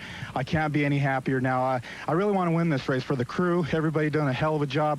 I've been a little sluggish on my reaction times, but I plan on picking that up. What a rocket ship this ride has to be. Oh, it is. It puts you in the trunk, definitely. Pulls like a top fuel car. I think it is a top fuel car sometimes. In disguise. Well, he's in the funny car. It feels like a top fuel to Cruz Pedregon, and the young man from just outside of the Los Angeles area, he's in the finals going up against Del Worsham. And Pedregon does have the advantage. He's got the lane choice, orchestrating things. But the real success story this weekend is surrounding the owner of the car you're looking at right now. It's been an incredible U.S. Nationals for Larry Meyer. And so far, it's truly been a dream come true. You are looking at the top fuel dragster of Ed McCullough being readied for the final round. This is one of the most amazing scenes I've ever seen in all the years I've been around this sport. Here is the funny car of Cruz Pedregon, also being prepared for final round competition. And this is the man that owns both cars, Larry Meyer. This is the drag racing lotto. Steve, this is just amazing that both cars are running this good. You'd think that you had the same crew chief on both cars, but you got completely separate crews, two different crew chiefs. They're tuning the cars the way they feel they should run. They both have held low ET every round. They both picked up 300s the last round. It's just amazing. Of course, this thing isn't over yet, and you know, we got one more round apiece, and it's going to be tough. I know it's going to be tough. And ladies and gentlemen, right there with his back to you, that is the president and chief executive officer of McDonald's. Ed Renzi's getting his hands real dirty. I love it. They've got the CEO, Ed Renzi, cleaning things up in the pit area and helping out as well. If Cruz Pedregon wins the U.S. Nationals in his rookie season in a funny car, just be glad you don't work for John Forrest. There's not going to be any days off in that camp. And those days will be 14 to 18 hours, Steve, every one of them. That's right. There's only 4 races on the tour after the U.S. Nationals, which is a total of 16 rounds of racing. If Cruz can win here, he'll only be 2 rounds behind Forrest. Del Worsham, he wants the prize money, almost $80,000. And Worsham smokes the tires, tries to backpedal it, cannot hook the car up. Larry Meyer, you, your team, and your brilliant young driver, Cruz Pedregon, have won the U.S. Nationals. That incredible success story continues for the car owner. You're looking at him right now, Larry Meyer. He is 1 for 2. He could be 2 for 2 by the end of the day. Let's head over to Down now as he gets together with a very happy crew chief, Larry Meyer. I'll tell you, Larry, it's one thing to run a real trick ET in qualifying, and it's another to bang them out one time after another going into the finals. I'll tell you what, this deal's been a tough race. We put everything into it we could. This McDonald's Oldsmobile Minor crew, it's the greatest there is. We're going to start calling it Mom Racing. Thanks. Mom Racing for Larry Meyer. We knew Cruz was happy. He told us earlier, biggest weekend of his life. Let's find out. Cruz Pedregon is a very emotional young man. I don't think this is going to take a lot of setup words for me other than congratulations, my young friend. Thanks, Steve. You polished it off with a 5:13, the best elapsed time of the day. What a way to finish. Yeah. Well, I really owe it to the guys. You know, I need to get my chin up because my guys work hard. Larry Meyer. In fact, even Larry Miner, car owner, pitching in. Even McDonald's president, Ed Renzi, Tom Dentise, everybody's pitching in. You know, those people, McDonald's people are just like a big family, and they enjoy working on the car. And all the guys, Chris, all the crew, this is the best crew around, and I'm just so happy for them. I struggle a little bit on my reaction times, but like any athlete, I just had an off day today, but I'm glad I pulled it through. Can McCullough make it a double for your team? Absolutely. McCullough's as hungry as any person I've ever seen. He's focused. He will win this race. Let's go watch. So congratulations to Cruz Pedregon, picking up not only the U.S. National Championship, but don't forget more points. He continues to close in on John Force in the season-long series. And it didn't stop with Top Fuel. For this morning in Funny Car Eliminator, Cruz Pedregon and the McDonald's Oldsmobile absolutely obliterated the standard, running the first ever 5.0 elapsed time with the Funny Car, 5.077. Also backed up for a new national record. We've been creeping up a little bit on it. You know, Force has been running right with us this weekend, but we're happy. What can I say? The car pulled harder than it's ever pulled. It put my head up against the roll cage, and I had trouble reaching for the parachute. It was a little glare out there on the windshield. It's hard to see going down the course, but we're happy with that. For another perspective on performance of this magnitude, let's join Top Fuel legend and my partner today, Big Daddy Don Garlitz. Well, Dave, when you look up at the scoreboard and you see a 5.07 new national record like Cruz Pedregon just set, it is really exciting, both for the spectators, the crew, and the driver. But there's a flip side to that. That causes a lot of breakage when you have the kind of heavy air at Maple Grove that we've been experiencing this weekend and the good traction to go along with it. You have to run your car hard, and that means breakage. If you back it down, your competitor will outrun you because he'll leave his on kill. So it's a two-edged sword. You've got to run hard if you want to win. Dave? Well, Don, 8 points down. That's where Cruz Pedregon was in relation to the leader, John Force, with Al Hoffman rounding out the top three. In the second round of competition, Force raced Tom Hoover, while Al Hoffman squared off against Mark Oswald. On the other side of the funny car ladder at Maple Grove, it was the pairings of Cruz Pedregon against Del Worsham, while Freddie Neely challenged Chuck Etchell. Just like the story in Top Fuel, John Force had to win in round number 2. Otherwise, Cruz Pedregon would take the lead. But first, he had to get past this man, Del Worsham, who had qualified number 7 at a 5:22 and beat R.C. Sherman in the first round. But the 22-year-old was in tough in round number 2. His dad, Chuck Worsham, had tuned this race car knowing that they came into this race 0.2 of a second off the pace that had been set by Pedregon in the first round with that 5.07. Once again, Cruz and his crew chief, Larry Meyer, proved the masters of Maple Grove. Cruz would only run 5.15. Did y'all calm that thing down a little bit so it wouldn't get the tires loose? No, actually, we left it alone and just going to let the track come to us. And we left everything the same. It just got a little loose out there because of the sunshine. The track isn't quite what it was, but 15, it's okay. Now the heat was on John Force in the Castrol Oldsmobile. A victory for the #1 qualifier was imperative here in round number 2 if he hoped to hold on to his Winston Points lead. Austin Coyle, his crew chief, serious as always about the performance of this race car. Tom Hoover was the competition in the Scotch color print film Dodge Daytona. His qualifying time of a 5:28, some of the best performances this man has had this entire season, and that included the win that he had at Phoenix earlier this year. Now, Force had the lane choice of 5:14 as he defeated Gary Salone in round number 1. Hoover ran a 5:21, but still not close to 40. We were on board with John as the run got off to a great start, and then problems set in. Hoover had his share of difficulties, but took the win and put John Force in second place in the Winston point standing. The elapsed time only a 5:43 for Hoover, but the win light came on as John Force had mechanical problems. The car slowed dramatically, allowing Hoover just to squeeze by right before the finish line. Don was at the end of the track. We're okay. The car's running strong numbers. Whatever happened here was just a malfunction. I don't know if it's a blower belt or couldn't have been a camshaft. It just shut itself off. And what can you do but coast? But I got a good crew and a great team and great sponsors, Castrol and Jolly Rancher and all my people. This Oldsmobile will be back. When the Winston story in Top Fuel and Funny Car is told for 1992, round number 2 here at Maple Grove may be the pivotal point. In the near lane, his competition, Chuck Etchels and the nobody beats the Whiz Dodge Daytona. Let's set this one up on paper. 5:15, the time in the previous round by Pedregon. 5:27, the second round time by Chuck Etchels. That is Larry Meyer, the crew chief for Pedregon, regarded by many as one of the most brilliant crew chiefs in this sport today.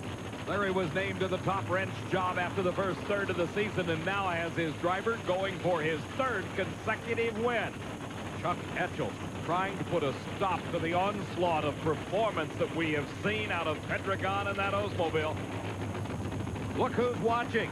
It is John Force rooting, needless to say, for Chuck Etchels. The crew waved away from Etchels' car as he completes the staging procedure. Pedregon has a little smoke off the tires, but he holds on for the win, and John Force adds up in his mind another 200 points for Pedregon. 5:25 at 280, and Cruz heads to the finals. In anybody else's book, a 5:25 would look great, but for Pedregon, this was the slowest time of the weekend for that race car. Etchels got a slight advantage at the start, but even though Pedregon smoked the tires in the middle of the track, you could actually see the white smoke coming out of the back of the car. He was able to hold on and take a win by 1/10 of a second. Well, Cruz, they can't ever say you didn't give the competition a chance. You only run 5:25, but you're still winning. Yeah, the track's getting pretty slippery out there. You know, the sun is really affecting it, and there's a pretty good bump out there. I think I need to drive around it a little bit better. I think we found a spot where maybe we can go around it, but car drifted over on me a little bit, and car wasn't in the right position. But we're in the final round for the third time in a row, and feels good, let me tell you. Congratulations. Thank you very much. Cruz keeps adding to that Winston points total, which he hopes will lead to the title at the end of the season. Larry Morgan, number 5. You're looking at Cruz Pedregon. He's getting ready to race Al Hoffman in the finals of Funny Car Eliminator coming up next. Finals of Funny Car Eliminator as the underdog. Believe it or not, after that great 5:07 in the first round, he had slowed to a 5:25 in the semifinals. His competition, the blower drive service Dodge Daytona, driven by Al Hoffman, notched a great 5:19 in his semifinal round race. That puts him in the favorites role here in the championship round. Pedregon and his crew chief Larry Meyer have got to be concerned, though. It was in the semifinals where they really hazed the tires. That slowed him to a 5:25.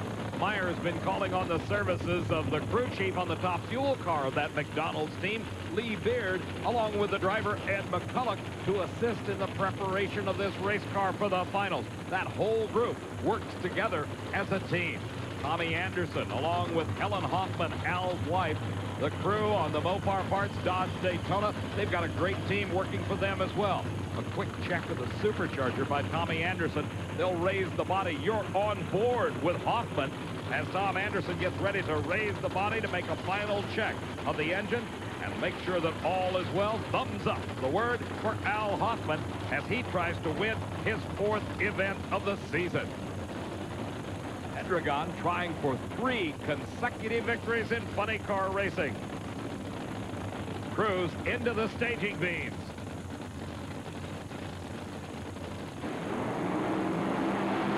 Look out the window. Pedregon just drives away. And there is another new national record, a 1,000th of a second quicker than his time in round number 1, 5.076. at over 288 miles an hour. The McDonald's team celebrates as Cruz Pedregon wins his third race in a row and adds even more to his Winston points total. Hoffman's time, a very respectable 5:26, but it was no contest.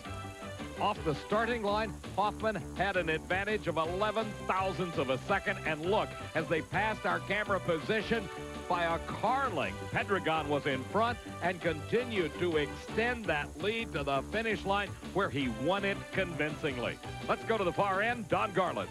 5:07 with a 6, Cruz, a new national record. 2 national records in the same day. What a deal.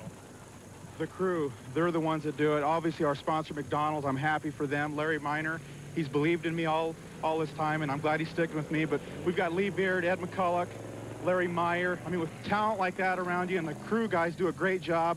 Rick, Mike, Neff, Jason McCulloch does a great job on the clutch, Ed's son.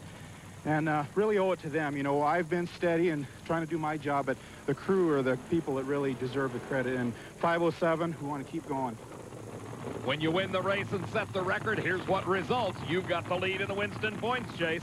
Force is second, Hoffman third, Del Worsham number 4, and Chuck Etchels is 5th. Tommy Anderson is looking for one of those near miracles, because that's what it will take for his driver Al Hoffman to come up to the lead in the Winston points chase. 4th is Del Worsham, number 5 is Chuck Etchels. Pedregon, going for his 4th consecutive victory, qualified in the number 2 spot at a 5:15, a 100th of a second off the pace set by John Force. Meantime, his first-round competitor, Jerry Caminito, had qualified 15th at a 5:39. As the first-round race ensued, Cruz Pedregon served notice on the rest of the field that he definitely was the driver and car to beat. For Jerry Caminito, it was a trouble-plagued run that ended in a burst of flame. Jerry fought the car to a stop. He knew he was in trouble at this point as the flames continued to billow out from underneath the vehicle. Jerry popped open the emergency hatch, and through that cloud of smoke, as the safety safari arrived on the scene to hose him down, Jerry Caminito climbed out and walked away and was able to talk with Steve Evans. Bettering John Force's qualifying time with low ET. Cruz, with that 5:12, you took 50 points away from John Force and put him in your column, if you can hang on to it. If we can hang on to him, John's awful tough. He's been running good the last 2 races, but we need every point we can get. It's going to be tough. In the second round of competition, the ladder looked like this. Cruz Pedregon against Al Hoffman, Chuck Etchels and his Dodge against Freddie Neely and the Ford Pro. For Hoffman's miracle to happen, it had to come in this second round confrontation with Pedregon. Al had qualified at a 5:24, improved on that to a 5:21. Consistently good times, but still, they were 9/100ths of a second slower than the best recorded by the McDonald's Oldsmobile. That in the run you saw just a moment ago against Jerry Caminito. The lane choice went to Pedregon. He selected the lane furthest from our cameras. As the two drivers approached the starting line, Hoffman knew this was his one chance to pick up the pace, and he was unable to do so. Good, smart strategy. Absolutely. The crew are doing an excellent job, as they normally do, and it's real hot out here from our first round. The 5:12 we ran, it's about 15 degrees hotter out here, so we were sweating that one, but crew did their job. Just 2 rounds away from 4 races in a row. That hasn't been done since '87. Yeah, it's not going to be easy. There's a lot of tough cars out here, but if we just do what we have to do, we feel real good about winning this thing. Okazaki, the Japanese national. Force had qualified with a 5:14 and defeated Bruce Nielsen in the first round, running 5:22 in the process. Alongside of him, Del Worsham had qualified 9th at a 5:26. He beat Whit Bazemore with a 5:50. The Worsham family down almost a quarter of a second in performance to the Castrol Oldsmobile. On board with John in round number 2 racing, you got to look at what it was like to drive a funny car. Worsham losing traction, forced to the finish line, the winner. We're excited. We're doing what we want to do. We're still having to play a little bit of strategy here, and them guys are just tough. They know their stuff, but this group here is tough. That's why we're world champ. We're going to take Castrol O's, this Cutlass, right back where it belongs, right in the winner's circle here at Topeka, or we're going to give a hell of a deal going down fighting. Well, I must admit, we have seen it both ways. At over 282 miles an hour. That moved him into the Final Four, where his competition would be none other than the Winston champ John Force, who has the lane choice. On the other side of the ladder, it is Cruz Pedregon against Chuck Etchells and the Cruiser with the choice of lanes there. That race coming up next here at Topeka. On the Nobody Beats the Whiz Dodge, making his last check of that race car as they get set in the semifinals of the Sears Craftsman Nationals here at Heartland Park, Topeka. Their competition, the toughest funny car on the circuit today, Cruz Pedregon in the McDonald's Oldsmobile. Both cars are set.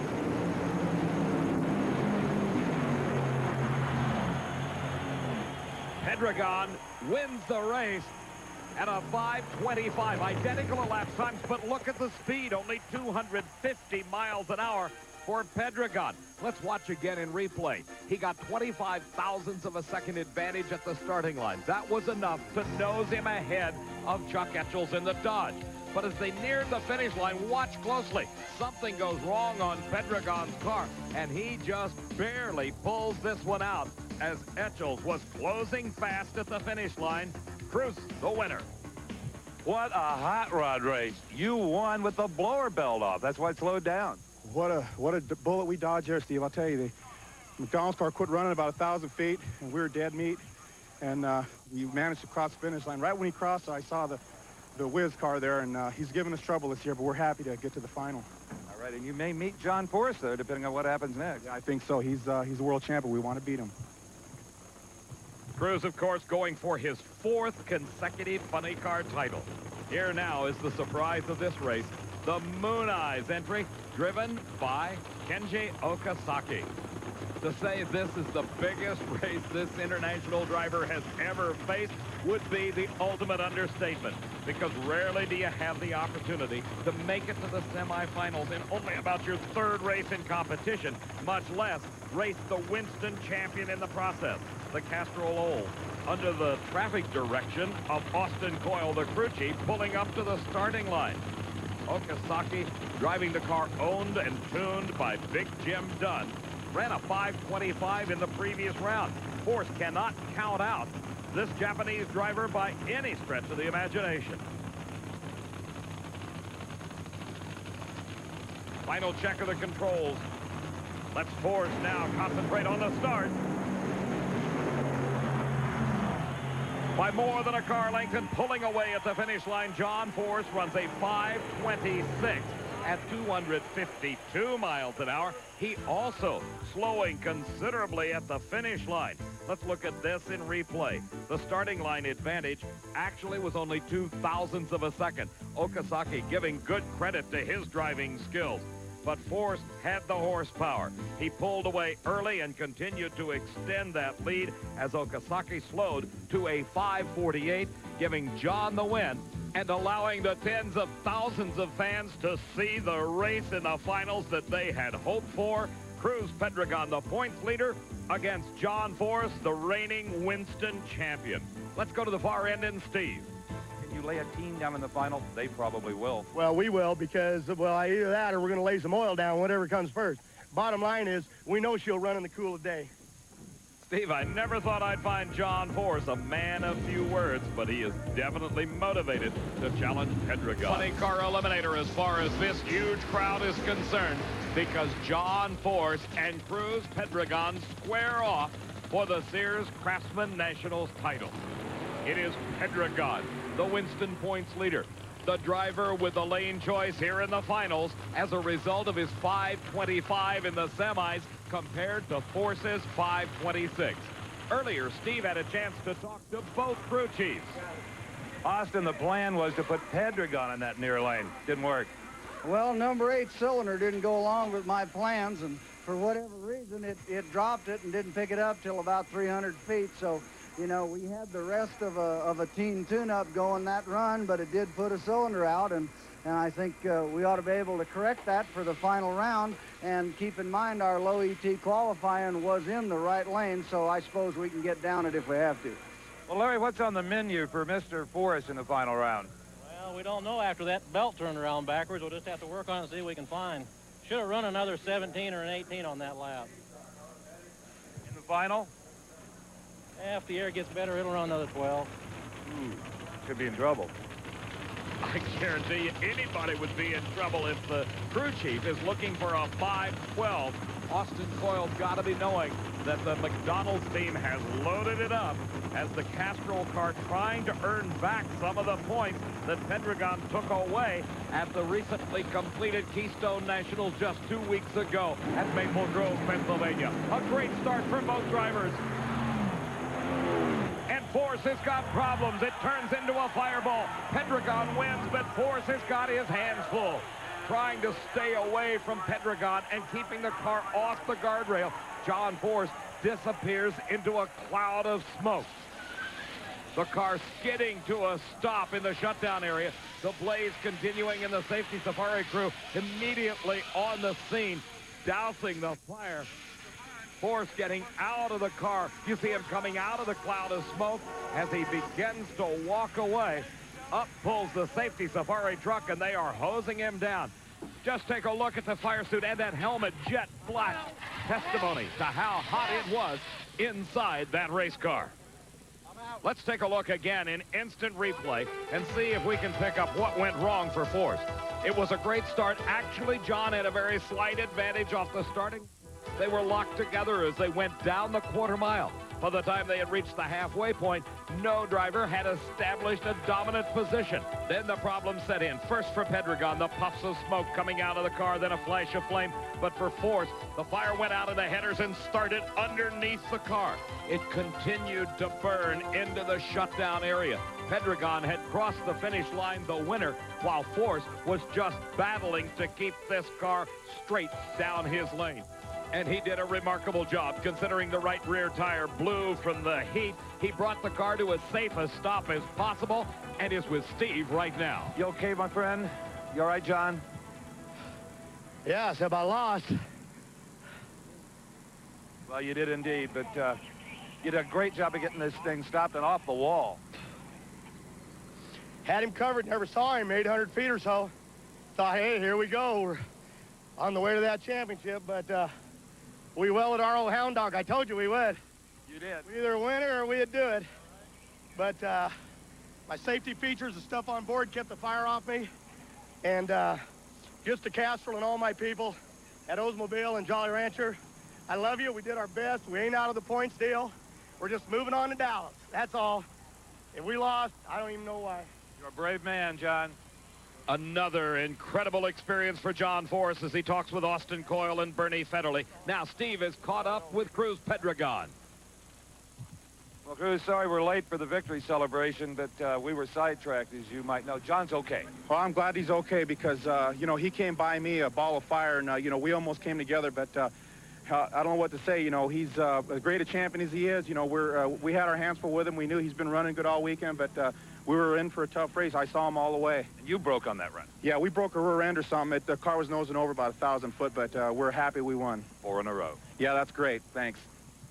For the first time since 1987, a driver has won 4 consecutive funny car titles, and Cruz Pedregon has extended his lead by some 250 more points over John Force. Hoffman 3rd, Del Worsham 4th, and Chuck Etchels rounds out the top 5. By contrast, 2 funny car combatants have locked horns in a gritty battle to the finish. Defending champion John Force has experience and determination. Cruz Pedregon has the momentum. Force is vowed to burn it to the ground if necessary, and has. But 4 consecutive event victories have given Cruz the points lead. In tough point struggle. Well, Steve, this was the funny car that at mid-season looked like it was going to carry John Force easily to his 3rd straight Winston Championship, and suddenly here comes a guy named Cruz Pedregon, and he's tipped the whole deal upside down. Right now, John, it looks like it's now or never, literally, here in Texas. Well, it is. It's this is it. I don't believe in miracles, and I don't go into Pomona counting on a guy getting beat first round or not qualifying. We got to take him out here or shoot a long shot at Pomona, but we've been very aggressive. This isn't the car that had the points lead. We left that one in Topeka. This is a brand new piece, and we're struggling with it, but I think it's going to be okay. John, let me ask you, how would you set the car up and run the car if you had a giant points lead that you weren't playing catch-up? Would you race this thing any differently than you're going to do now? No, actually, probably what we'd be doing is testing for next year. But like you say, there's a lot of money at stake here. Our sponsors have, put us here financially, and that's what it takes. And we got to produce. It's got to go down here or it's over. In my opinion, Austin, Bernie, and I, we've talked about it. We either break their backs or they break ours, and that's the name of the game. Okay, either way, it's going to be a great, great drag race as we watch the funny cars go. But we've also got Pro Stock to deal with, and that contest, well, that's completely different. For more on that, let's go to Bob Fry. Steve, the Winston Points Chase in funny car has boiled down to two drivers, Cruz Pedregon and John Force. It was the 1st of August, and Cruz Pedregon was more than 1,600 points behind Force. Today, with 2 races left, he leads by more than 600. Cruz, what's your strategy? Win rounds or try to win the last 2 races? Oh, we're going to try to win the last 2 races. We're going to do what got us here, and that's go for it and try to win races. And, rounds is important. We race 1 round at a time, and then that's propelled us to 5 event victories this year. So we're pleased with that. You got to try to set the record. You get 200 bonus points if you do. It's a risky task. Well, it's risky, but this car's capable and not be risky of running a low 5.0. So we're just going to do what we've been doing. We're not going to change anything, although we're going to just do what we have to do. As close as it is in funny car, the top fuel race is even closer. For that story, here's Bob Fry. 87. Now he's trying for the 5th, but here could be the stopper. We say that because Mark Oswald laid down a 5.16 in the Potosa Brothers Dodge in his first round victory over Dale Pulde. That was a great race, by the way. 5.16 for Oswald and a 5.19 for Dale Pulde. A moment ago, Bob Fry made the observation about the temperature coming up. The reason for that is that there's not a speck of cloud cover anywhere. It is crystal clear skies here over the Motorplex, Bob, and that's got to be affecting this asphalt in an adverse way. Nobody expected it to change this drastically, especially in the space of about 90 minutes, Dave. This thing really is different now. It's a completely different ball game as Oswald gets set to square off with Cruz Pedregon. Steve? 5:24. That's a sensational lap time.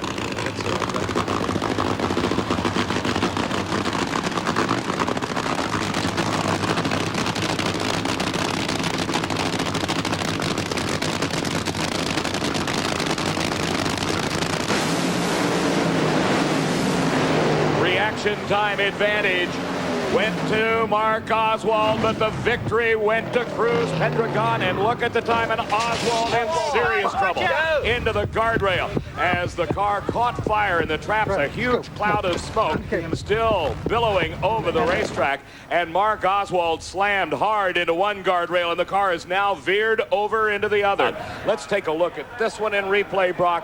A dramatic race, needless to say, important for Cruz Pedregon, as he is questing after his first ever Winston title. But for Mark Oswald, as he tried valiantly to defeat the Flying Oldsmobile of Pedregon, it was not to be. You saw the problem start right there. Right, the puffs of flame coming out of the car. Then the engine let go, and he caught fire. Right at the start-finish line, Dave McClellan, it happens. There you see the explosion. Oftentimes it will happen with a funny car at the top end, but then he begins to lose control. The car, now engulfed in flame, crosses the center line. Mark Oswald fighting for control. He gets into the guardrail on the left-hand side of the racetrack and then veers across in smoke. We have no idea what the condition of Mark is. Hopefully that fire suit will, and there we see it. He's all... Well, that's John Force. It is time for the second round of funny car to continue. Force will be up against Del Worsham. And Brock, we've been saying it all along. You said it in your open. It's must-win time for that man. No question, and he's certainly off to a decent start. He qualified #1. He has lane choice against Del Worsham in the other lane with a 5.13 front. It's not by much, a 5.19 for the young Del Worsham. So Worsham, boy, I'll tell you what, this is a great racing family, as we said earlier, and out of Orange, California. He can put a sting on anybody in this business. And doesn't John Force know it? Force, with his brand new race car, almost set a world record with that 5.07 in qualifying. Cruz Pedregon still holds it at a 5.07, a little quicker on the thousandths digit. Austin Goyle working on that toothpick. He's gone through about 1.5 pounds of those little beauties since his points thing tightened up a few races ago. John Force, who at mid-season appeared to be a shoe-in, is now fighting for his life. He's got to get by Del Worsham. He knows that Pedregon is already through this round. He's going to fall 200 points further behind, minimum, if he can't beat Worsham. Worsham away first. Worsham with a hole shot. Wow, what a car race. John Force, a 5.16 at 289 to Worsham's 5.20 at 285. It looked closer because of the hole shot. Let's go to Bob. Austin, you guys just keeping pace, 5.16. Well, that was our intent. We figured the track conditions may have deteriorated a little with the oil downs and the sunshine, and that was what we called a 15 or a 16 to get us by this round, and that's what we got to do, win one more round. Well, you're by this one, into the next one. But I'll tell you what, Bob Fry, not by much. Dal Worsham in the far lane gave John Force virtually everything he feared. A great launch by the youngster, and then a terrific pass. It was only in the last 4 or 5 feet, perhaps, that John Force drove by Dal Worsham. There you see it right here with a giant top-end burst to take the victory. Well, John, you got through the second round, but barely. That was close. Yeah, it was. I was really concentrating on trying to shallow stage the car to try to get a run out of her, and kind of was a little bit late on the line. It moved around out there and just drove around him. Keeping pace with Cruz Pedregon. Yeah, we ain't having no luck, but you know, you got to say the boys are trying. I mean, Oswald put a car down there. I mean, Billy Schultz says don't like a rookie going to win a championship, so the guys are definitely trying to help me, and hell, they're making a great race of it, and I'm just sorry that happened to Oswald. Yeah, we all are. A 5.16, John. We're okay. All right, you heard it from the man. 5.16, we're okay. Joe Monawan, the ace, commiserate with each other. Let's go back to the starting line where Helen Hoffman gets ready to move her husband Al into the starting position to go against Cruz Pedregon. This is going to be a good race, Steve. You bet. There's Larry Meyer, the crew chief on the Pedregon car. Now, John Force has been counting on guys like Mark Oswald or Al Hoffman to get rid of this Pedregon character, and none of them have been able to do it. If Cruz needs the luck, he's got it. He needs the performance, he's got that too. John Force is getting no help from his friends, and he's a very dear friend, really, of Al Hoffman. And no bad blood between he and Cruz, other than what you might read in the newspaper, but he really is counting on Al here to do it for him. Not today, Al. Oh, my. Low elapsed time of eliminations for Cruz Pedregon. 5:09 at 283 miles an hour. Just incredible. And Bob Fry was at the starting line to see it all. Larry, 5:09. Does the word invincible mean anything to you guys? Well, we've had a lot of luck today, I'll tell you that. It's we've struggled for quite a while. We knew what the combination was, but we couldn't make it match what the track and the air was doing at the same time. Finally, we think we got it. Yeah, they struggled to a 5:09. Okay, Larry Meyer heads down to see Cruz Pedregon at the other end as the pressure cooker inside this car reaches almost unbearable levels. John Force just watched his arch rival Cruz Pedregon lay down a 5:09. He is going to go against upset-minded Gary Bolger as John Force does his burnout with real intensity. The pressure really on him. As the Dale Creasy-owned automobile, the Gary Bolger in cockpit, getting ready to go. They're here.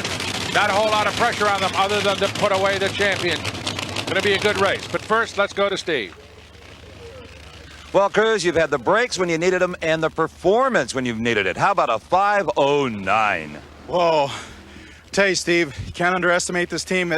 Well, I don't know what to say. Larry Meyer, the guys are doing a heck of a job. We've had breaks, but, you know, things didn't go our way in the beginning of the year, so, you know, things turn around for you at some point. You feared Hoffman in that race. Hoffman, I fear all these guys. If whoever's in the next lane, I fear them. I mean, anybody can step up, as witnessed Bolger and some of the other cars that haven't run the performance lately, but we're happy to be in the final. Now let's see if John Force can step up. Well, Steve, it's exactly what Force was not hoping for. He was hoping that Cruz Pedregon would be long gone out of this field, but he now faces a fairly formidable man in Gary Bolger. He's got to get by him to get into the finals and hopefully then to eliminate Cruz Pedregon. It's going to be a tough effort for John Force all the way around. Well, we saw it in qualifying. Cruz came out and ran a 5:08. Thought he had low ET, the #1 spot. Force comes right behind and runs a 5:07. So it is just one of the greatest duels we've seen in NHRA Champion Drag Racing in a long time. Cruz Pedregon and this man, John Force. Austin Coyle walks away. Not much else he can do. Force and Bolger, two terrific drivers. Bolger has a tremendous amount of that match race experience on slick racetracks, but this is not a slick racetrack. And John Force is long gone, a 5:10. Pedregon 09, Force 5:10. That means that Pedregon, though, will have lane choice in the final round. Oh, well, I tell you, I'm tired just watching this stuff. Let's go down to Bob Price. He's holding up. Austin, this is what they paid to see in the finals, you guys and Cruz. Well, that's true, but I wish we had the lane choice going in there, but knowing NHRA and the safety safari, they'll probably groom these lanes again, and nothing will be different. And in the final round, that right lane's where we ran that 07. We'll just need to do an 06 for the national record. The preceding has been a paid commercial by NHRA Safety Safari. Okay, Bob, let's consider this final. This is going to be a classic. John Force with a 5:10 versus Cruz Pedregon at a 5:09. That gives them the lane choice, but only barely. Let's go to Steve. John, what a final round, huh? 5:09 to a 5:10. Unfortunately, you're the 10. Like I said, got him right where we want him. This is it. Going into Pomona, it's got to go down here tonight. We know this car run O's. We wanted a shot at him on Saturday night, and that's what we got. It's going to be cold, dark. Track will be Grilla. We'll see how good this kid really is. If he is, he can have it. If he ain't, I'm sending him home. A beautiful shot of the sunset over the Texas prairie. And what a beautiful sight the fans are treated with on the starting line. It is John Brute Force, the most tenacious, the most dedicated, one of the funniest motorsports athletes you'll ever meet. If you've heard his interviews over the years, you know what I mean. And here's a man with the intensity to match Force's desire. Incredible drivers. Brock Yates talked to both of them just before they buckled up. Well, Cruz, of course, it could be that the championship rides in the balance here right now today. How will that affect the way you run this race? Well, racing the defending world champion John Force, you know, we're like you say, this title's probably on the line here, so I'm confident in the car. I'm gonna have to pick up the pace as a driver, though. I'm gonna have to be more aggressive, and you know, I've always liked the pressure, and boy, I couldn't ask for more pressure than what I have here in front of me now. John, with a championship possibly right on the line in a single race, are you going to run it any differently than we might run another final? Well, you have to, because we're running out of rounds, and we can't wait till Pomona. We need to beat him here if we can, but mainly we need that national record. We really pushed it there to get a 10 just because he ran so good. But we need the record. We need to run a 05 with this thing if we can. Otherwise, you know, I need a miracle at Pomona, and I don't believe in miracles. Let me tell you, Mr. Pedregon is thinking along the same lines. John Force earned 50 bonus points by being low elapsed time of the event so far. If Pedregon can take those away from him, put them in his column, they'll be harder yet to beat in 2 weeks at Pomona. You saw Force already lit and ready. Pedregon's engine comes to life. They're about 5,000 horsepower apiece, and here is the burnout ritual. Brock Yates, pick it up. Well, Steve, of course, Force broke the track record here in qualifying with a 5:07 earlier, and as we said earlier, Pedregon lane choice here with a 5:09. So these automobiles, for all intents and purposes, absolutely perfectly matched. So Bob Fry looks like it's going to be one fantastic drag race with the possible championship on the line. This is the way it ought to be, and this is what everybody came to see here today. Just talked with both crew chiefs, and unlike the Pro Stock guys who thought the track got a little slippery at the top end of the racetrack for them, these two teams are extremely confident that the racetrack will hold all their power. An 09 to a 10 in the last round, but both teams figure the car that gets off the starting line without having any problem, that's that, without smoking the tires or without shattering the tires, is the team that's going to win this thing. Force and Pedregon, watch this, the key right on the starting line. Larry Meyer's done a magnificent job with that race car all weekend long, and right now it'll be probably in the 5-0s to win this one. Brock? Okay, Bob, everything just about ready to go as we watch Austin Coyle moving his man John Force into line. Remember, Austin not only has won world championships with Force, but with Frank Hawley in 82 and 83. Steve, let's go to the race. Well, the perfect scenario for John Force in the near lane would be to not only win this round, but to set a new national record. That would be a harvest of 400 Winston points. His fans are riding with him. And Pedregon smokes the tires. Force smokes the tires. Force comes close to the wall. Force may have hit the wall. And it's Pedregon across the mark. Oh, you want drama? a 776, but who cares the elapsed time? They slugged it out. They beat each other up all the way down the quarter mile. The Larry Minor Motorsports crew has gone crazy. Crew chief Larry Meyer, that wasn't how he wanted it to win it, but he'll take it. Bob Fry is with him. Bob? Larry, they all look like line drives in the box score. We'll take it however we can get it, I guess. It's not pretty, but we love it. Guess you couldn't tell who won. You saw the wind light through the smoke. We couldn't see nothing. I didn't know what happened. Just a magnificent win, and you guys are really hot. I'm sorry that the fans didn't get to see two side-by-side runs, but like I say, we'll take them any way we can get them. I'll tell you what, they sure enjoyed that. Brock, let's take a look at that thing again. Unbelievable, Bob Fry. It looked more like a short track stock car race, maybe even a demolition derby. Never seen a drag race quite like this one. Here's our first angle, Forrest in the near lane.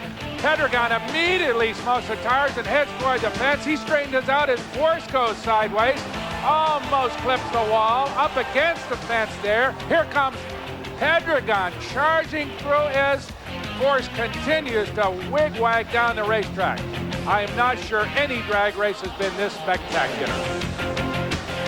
Unbelievable. Here's Forrest nicking the wall, and that, of course, that practically eliminates him as Pedregon goes on to victory in an unbelievable drag race. Let's get on to Steve with the winner.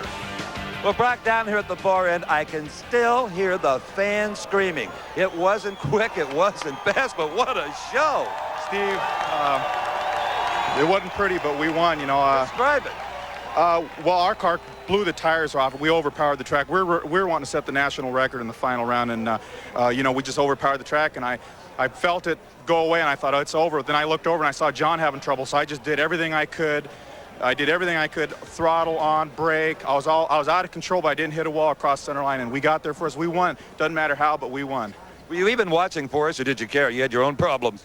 Well, once I saw he was having trouble, I was on a mission to get to the finish line first. And you know, these cars, if you smoke the tires early, the momentum's not there. So pedaling is, I would only do that in that situation, the qualifying run or something like that. You take a chance breaking a drive shaft, hitting the wall. But yeah, once I saw him have problem, I just said, get to the finish line however you can. You earned your driving stripes today, believe me, young man. Well, I got to keep up with the crew. I have the best crew, McDonald's, Larry Minor, Coca-Cola, Vintage Design. We couldn't be happier. All right, let's go back to Brock. Well, Steve, keep in mind that these men were riding 5,000 horsepower short wheelbase automobiles in an unbelievable display of both courage and skills. Here is the points as it stands after that race. Pedregon, of course, pads it over John Forrest with one race remaining and perhaps has put the championship away. Steve?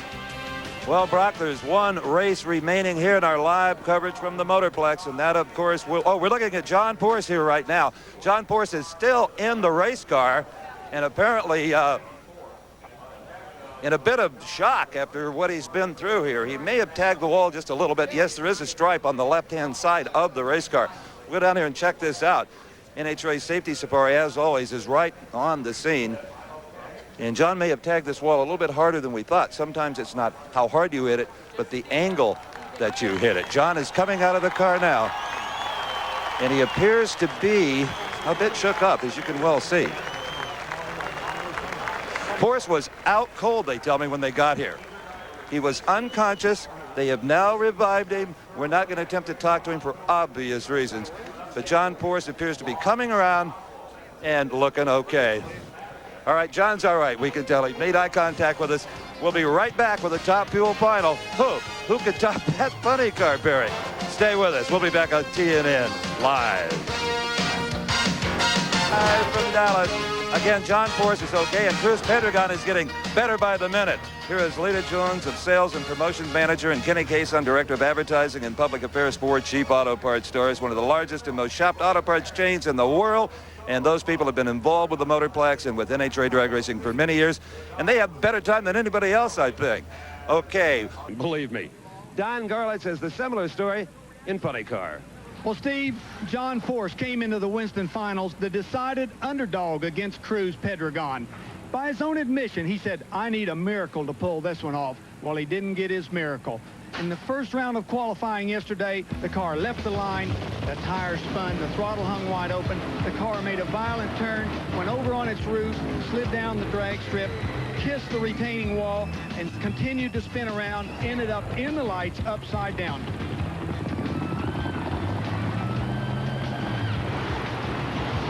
John Force got out of the car. He wasn't hurt. His spirits were still very high. Steve spoke with him.